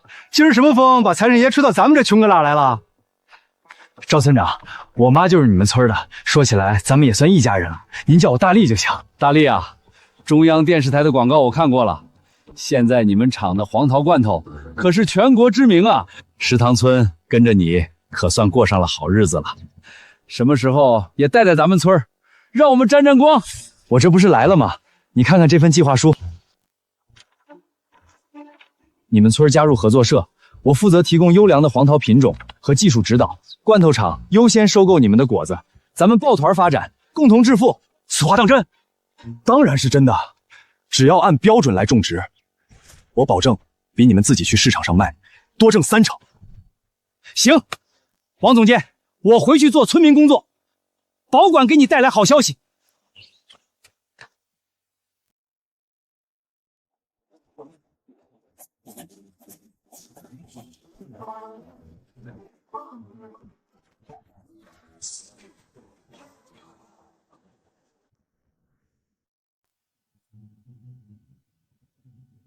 那边东边村的桃子先别乱放，按照大小、甜度分好类再装车。大力哥，你真是神了！以前村里自己卖桃，要等老板来采购，还会被压价。现在咱们统一调配，不仅卖得快，价格还高，这就是整合供应链的力量。老大，你怎么老是说一些听不懂的词儿？大力哥，刚才那边统计了，今天入库 A 级黄桃5万斤 ，B 级黄桃8万斤，能满足工厂1个星期的生产需求。好，通知财务，今天就把钱结给乡亲们，不要拖欠。王总监，以前俺们村的桃子烂在地里都没人要，现在可好，不仅不愁卖，入股合作社还能拿分红，这日子以前想都不敢想啊！这都是大家伙信任我，只要咱们严格按照技术标准种果，把好质量关，我就敢保证咱们的果子不愁销路。糟身的王大力，他不让我加入合作社，现在别人都挣到了大把的钱，就我们家没有。招娣啊，你和小宝进去这1年，妈过得苦啊！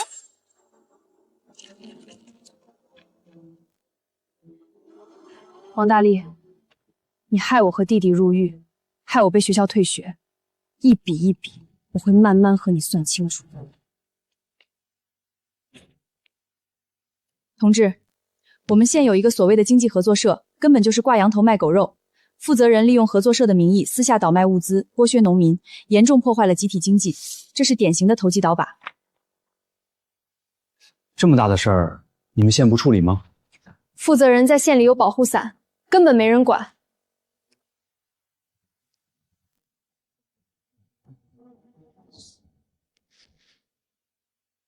这是你们的钱，点点。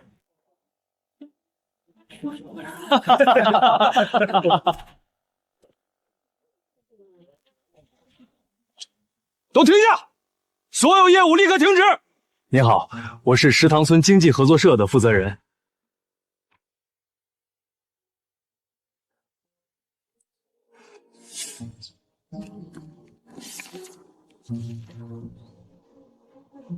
你就是王大力吧？有人举报你们合作社投机倒把，破坏集体经济。现在上级要求立刻封存账本，接受全面调查。封账？我黄桃都称完了，还没给钱，凭什么封？我就说这是资本主义歪路。现在鸡飞蛋大，谁负责？老乡别急，相信王社长会给交代。交代个屁！我要钱！您好，您看能不能先把……少废话！谁知道你们账本有什么猫腻？付！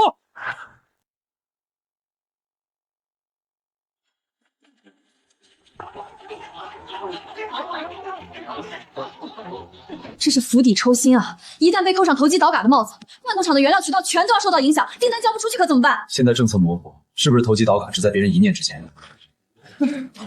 大力哥，不好了！几个村的果农都聚集起来了，在外面讨说法呢。带头的人嗓门大，已经有人在喊咱们是骗子了，场面快压不住了。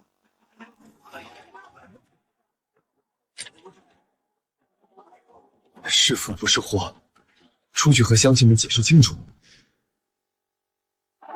还我血汗钱！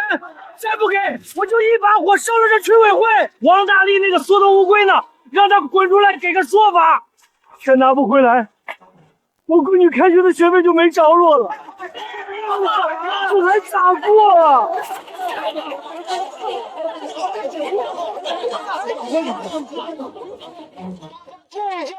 我说一句。我知道大家伙急，这钱是咱一年到头在地里刨食、风吹日晒换来的，搁谁身上谁能不急？话都说得漂亮，钱能回来吗？先听王社长说完，你急什么？我也明说了，现在账本被工商局查封，钱也被收了，这是事实。你们怕钱打了水漂，我也怕，但只要我王大力还有一口气，这账他就烂不了。哪怕砸锅卖铁，我也会还。老乡们，咱们摸着良心说，合作社这一年来带大家挣了多少？没合作社以前，咱的水果烂地里都没人要，是谁帮咱把销路打开的？人呐，不能忘本。现在合作社遭了难，咱不帮忙也就罢了，怎么还能先乱了阵脚？7天，给我7天时间，我一定把这事儿给大伙查清楚，给个交代。现在都先散了。回家等着，别在这儿让人看笑话。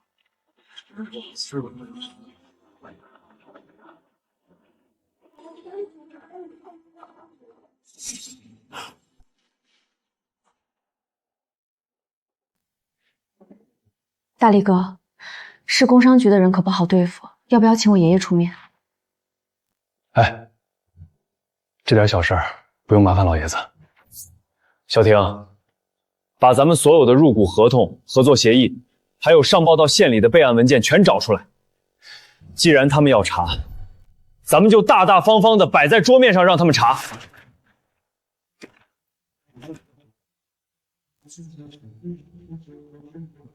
张科长，这是石塘村经济合作社所有的原始备案材料，每一分钱的去向都有据可查，还请过目。看起来倒是有模有样。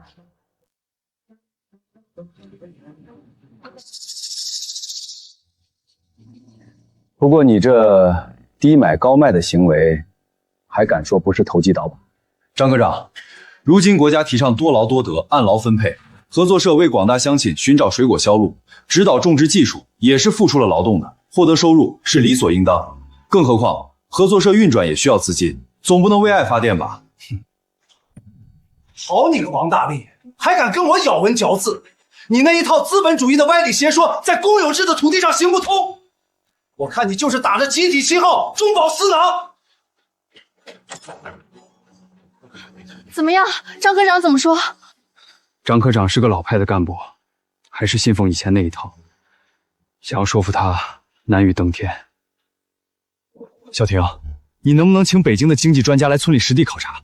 我要证明给他们看，咱们的合作社不仅不破坏集体，反而能促进农村生产力发展。没问题，我导师就是这方面的专家，他一直在关注农村经济改革。我这就给他打电话。这不仅仅是一个经济案件，更是一场关于姓资还是姓社的论证。林教授，您看看，这是我们合作社与种植户签订的合同。强制种植户统一施肥、统一管理、统一采购，表面看起来是在搞产业化，往深了看，是把农民的生产自主权给剥夺了。这是在开历史的倒车，这是把农民兄弟重新当成佃农来剥削。林教授，从课本理论上看，您说的似乎有点道理，但只要您去田间地头看一看，和农民兄弟聊一聊，就能发现，我国农村长期存在的小农经济、分散化种植，已经无法适应如今开放的市场了。种植户单打独斗，不仅买肥料买贵了，卖水果的时候还得看粮贩子的脸色。我让他们统一，是为了让他们有话语权，是为了把大家的力气拧成一股绳，去跟大市场博弈。我王大力不想当什么地主，我只想让乡亲们种出来的东西能卖出个好价钱。你这个小伙子，道理说起来一套一套的。小婷，陪我走一趟，我们下乡调研。好的，林教授。张科长，我这几天走访了石塘村及周边3个乡镇，采访了超过100户果农。这是我整理的农村集体经济合作模式效益分析报告。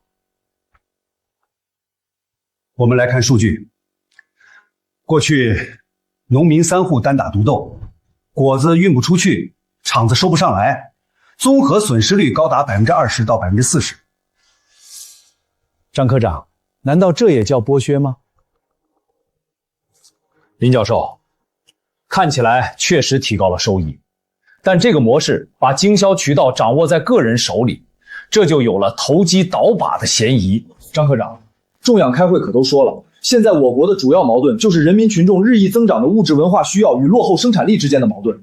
如果连这种帮助农民致富、抵御市场风险的尝试都要被定为投机倒把，那我们还要不要发展农村经济了？我可以向上级领导申请撤销对合作社的调查，但是在结果出来之前，你必须给我老实点。没问题，绝对配合。谢谢张科长，谢谢林教授。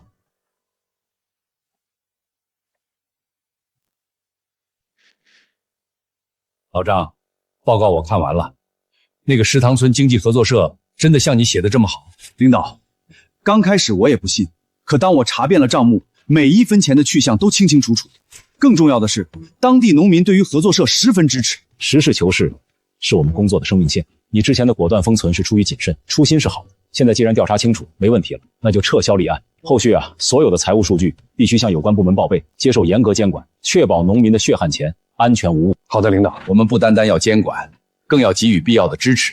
这样，市里还有一个关于农村集体经济改革的试点名额，就给石塘村经济合作社吧。这件事儿你亲自去办，态度一定要端正。是，保证完成任务。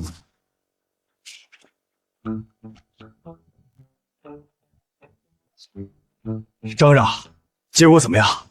幸不辱命。各位乡亲，经过调查，石塘村经济合作社账目清晰，运营合法合规，经上级领导部门特批，石塘经济合作社正式成为本市农村经济改革试点单位。王社长，市领导对这个项目很是关注，你要好好干。乡亲们，咱们的合作宝保住了！从今天起，合作社不仅不会散，还要继续扩大。王社长好样的，咱们听王社长的，跟着合作干到底，跟着大力走，发财不用愁。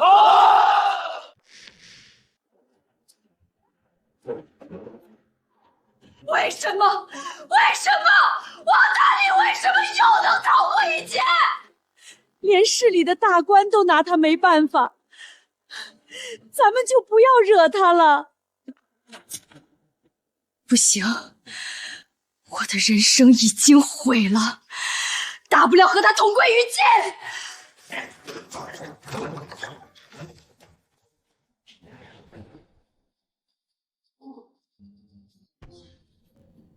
烧了，只要烧了就干净了。王大力，这是你逼我的。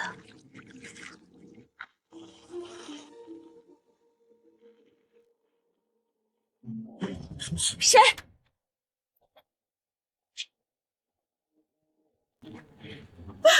招娣呀，别一错再错了，听妈的话回家，咱等小宝出狱，好好过日子。莫招娣，这条错路你还想走多远？招娣，你快回头吧！王大力啊，你是来看我笑话的，对不对？哼，疯女人！我疯了，王大力，你为什么要回来？我明明可以改变命运，明可以过上的好日子都是你！我恨你们，我恨你们！把人扭送派出所，清理邮寄，消除隐患。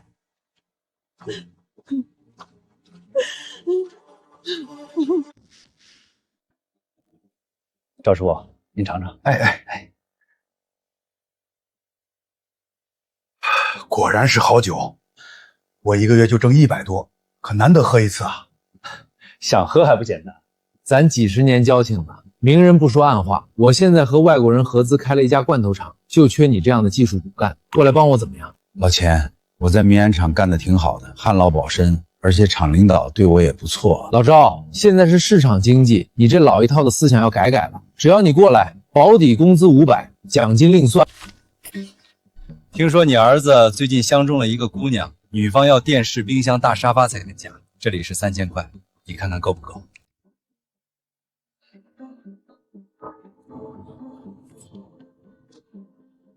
行，我干了。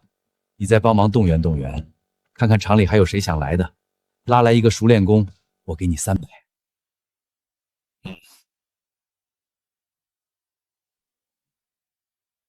赵师傅、陈师傅、大柱哥，真的不再考虑考虑吗？现在厂里正是忙的时候，实在离不开你们。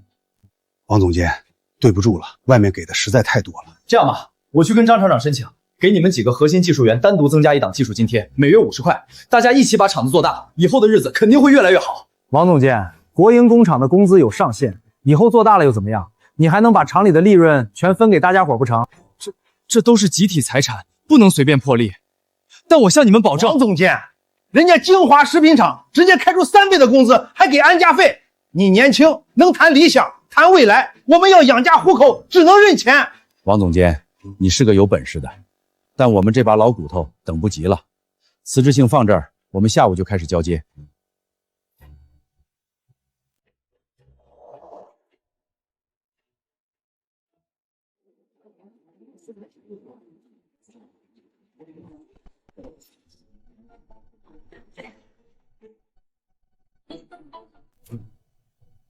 大家伙互相看看，有没有人受伤？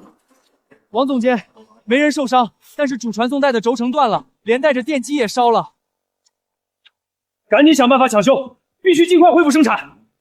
王总监，这台机器是50年代苏联的老古董了，以前都是赵师傅他们凭手工经验修修补补，现在他们被挖走了，我们几个根本修不好啊！屋漏偏逢连夜雨，敌人这是打到了我们的软肋上啊！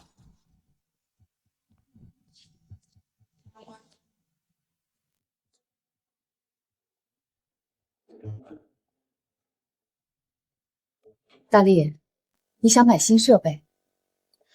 厂长，现在车间每天都在满负荷生产，那几台老机器早就到了极限，随时都有报废的风险。想要解决这个问题，摆脱对少数工人的技术依赖，我们必须引进全自动的现代流水线。只怕上级部门不同意啊。为了那些还在车间里辛苦工作的兄弟姐妹，再难也得试试。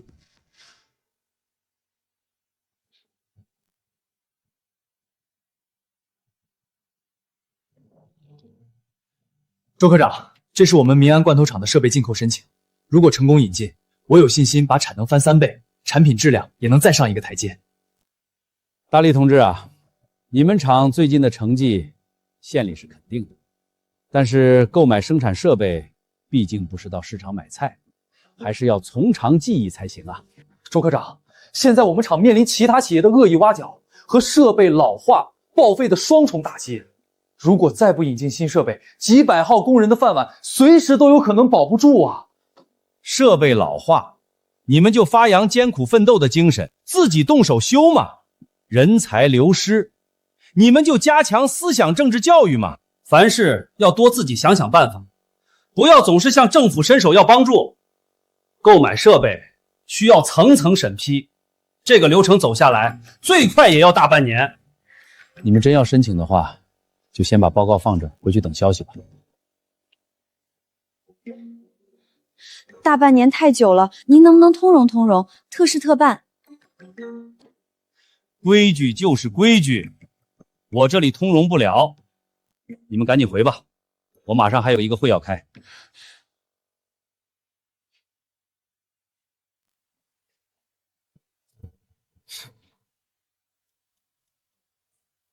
我的老战友刘元朝、女婿陈跃进都被你给送进去了，还想我帮你？做梦吧！我看这个周科长就是故意卡着我们的。不要在意这种小人，我就不信活人还能给尿憋死。工业局不给我批桃，我就去其他厂问问，他们卖不卖机器？到其他工厂买机器。大力哥，你等我一下。设备怎么办？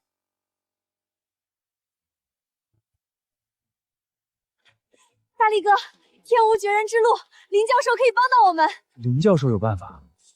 他不是只搞研究吗？当然有办法了。林教授不仅研究农村经济，也参与很多国营大厂的体制改革调研，全国各地有不少工厂都去过。他认识的人多，路子广。他告诉我，南方的遂城有一家大型国营食品厂，因为盲目扩大产能，转型失败，正在进行破产清算。有一批8成新的半自动生产线，正准备按废铁价处理掉。小婷，你真是我们大救星！大家都看着呢。哈哈哈哈哈哈！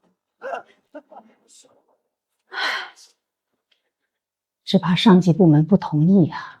什么？厂里拿不出运费和安装费了，生产线都买了，怎么到临门一脚给难住了？工业局把厂里的户头给冻结了，不让咱们用钱。一定有人在背后搞鬼。先是不给我们批条子买新设备，现在就连买2手设备也要被卡脖子。厂长，现在厂里还有多少钱？还剩5000块，而且这5000块钱还是咱们收果子的钱，是万万不能动的。如果收不到果子，厂子依然是死路一条。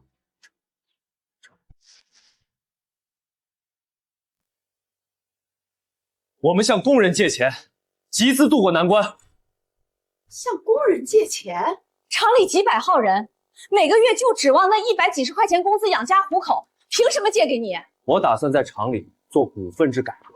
什么是股份制？小姨，股份制简单来说，就是让工人们自愿掏钱购买工厂的股份，工厂拿到钱去运转，年底赚了利润，再按照大家买的股份比例进行分红。以前厂子是国家的，工人干多干少一个样，大家积极性都不高。如果工人成了厂子的股东，那就是在给自己工作。每卖出1瓶罐头，他们兜里就多1分钱，干起活来可不就不一样了？不行不行，这不就是在挖社会主义的墙角吗？你知不知道这样做有多大的风险？张艳芳小组，万一查下来怎么办？厂长，刀已经架在咱们脖子上了，不改，厂子马上就得死；改，还有机会活过来。出了天大的事儿，我来顶。我来顶，出事就抓我。下午3点，召开全厂大会。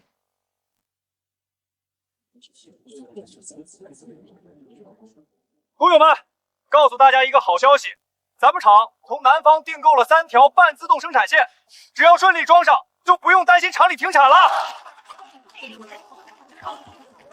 但是，厂里的户头现在被工业部冻结，拿不出钱来，物流费、安装费全都没有，机器运不回来了。工业部那些官老爷干啥不行，为难起人来倒是一套一套的。我去和他们拼了！朋友们，静一静，大家都静一静，我还有办法。既然工业部不支持，那我们就只能自己救自己。厂办决定发行内部股票，50块钱1股，大家自愿认购，上不封顶。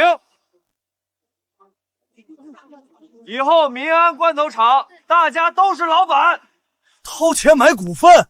王总监，你这是要带我们走资本主义道路啊？不行，国营厂就该国家管，哪有自己集资的道理？2个老古董，你们去南方看看，这样干的厂子多的是。我可以证明，我大舅表哥就是在皖市的，他们厂搞了股份制以后红火着呢。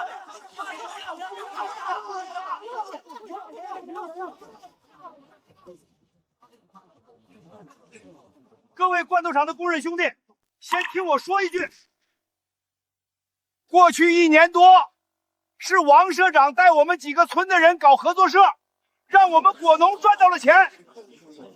可如果厂子倒了，果子就只能烂在地里当肥料，这不是生意，这是咱们两家的命根子。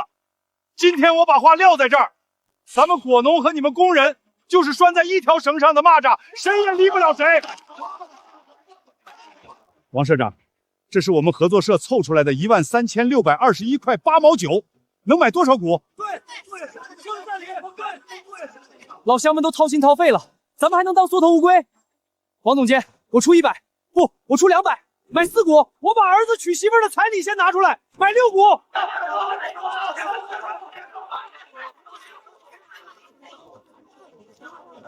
张叔，谢谢你，谢谢大家。诸位，见证奇迹的时刻到了。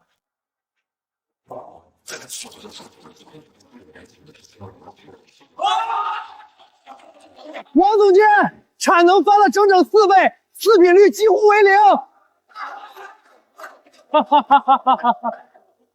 好，开足马力，把那些欠下的订单统统给我交出去。同志们，因为引入了新设备，咱们厂下半年销售额连攀新高，纯利润突破100万大关。下面我来念名字，大家按顺序上台领分红。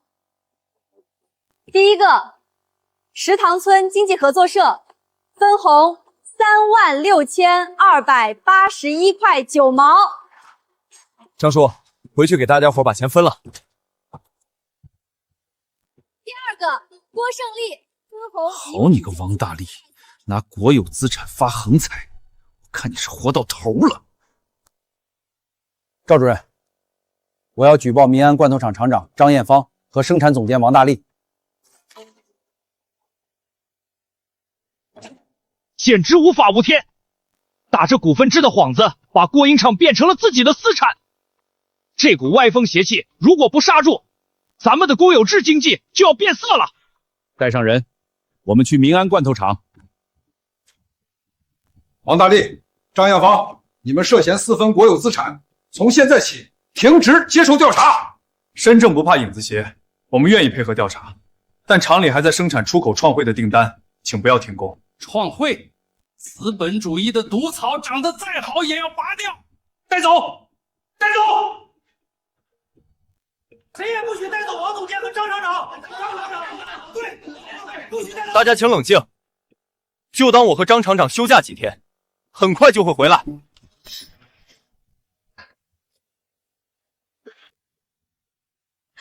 爷爷，您这次一定要帮帮我。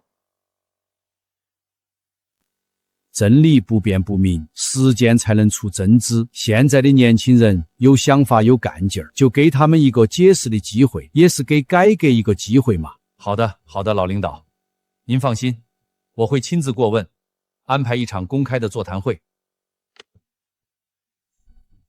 股份制就是私有化，王大力巧立名目，把属于国家的利润装进了私人的口袋，这是典型的走资派。两位的观点，恕我不能苟同。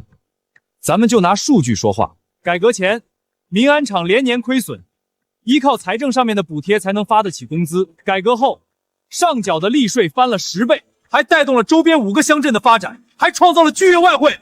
各位领导，鞋子合不合脚，只有走路的人知道。我们不能死抱着教条，饿着肚子谈主义。小伙子说的不错，改革就是要摸着石头过河，只要有利于发展社会副主义社会的生产力，有利于增强综合国力，有利于提高人民的生活水平，我们就应该大胆的试，大胆的闯。王大力同志，你的胆子很大，也干得很漂亮，你趟出了一条国营企业盘活资金、激发活力的好路子啊！至于有些人嘛，思想固化，拿着鸡毛当令箭，不仅不为企业解决困难，反而给改革者穿小鞋，这样的人怎么能当好人民的公仆？小婷，这次幸亏有你，不然厂子就危险了。实在不知道要怎么感谢你才好。咱俩还分什么彼此啊？走，我带你去个地方。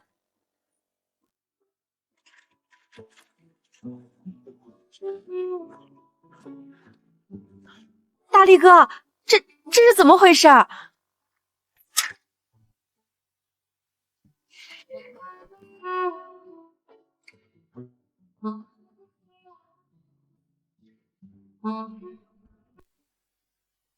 小婷，你愿意嫁给我吗？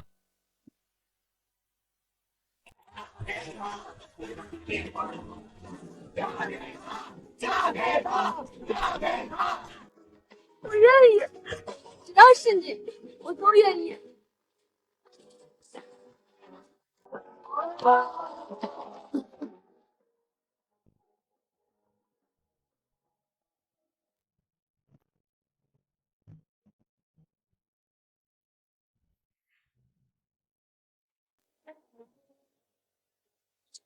改革的路上布满荆棘，但只要我们心里装着老百姓，敢为天下先，中国经济的腾飞必将势不可挡。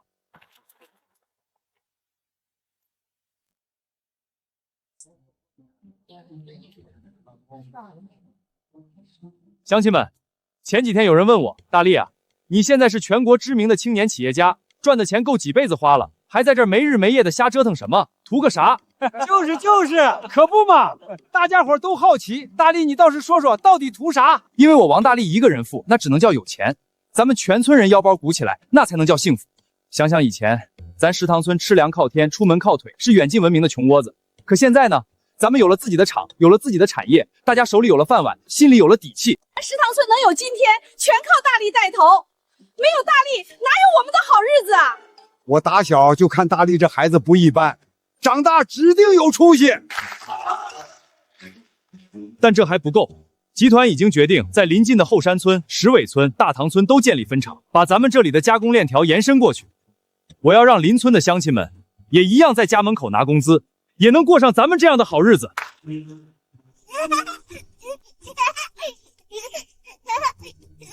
小雨啊，慢点跑，小心别摔着。大力哥，有你真好。老婆，这话应该我来说才对。还是这么油嘴滑舌。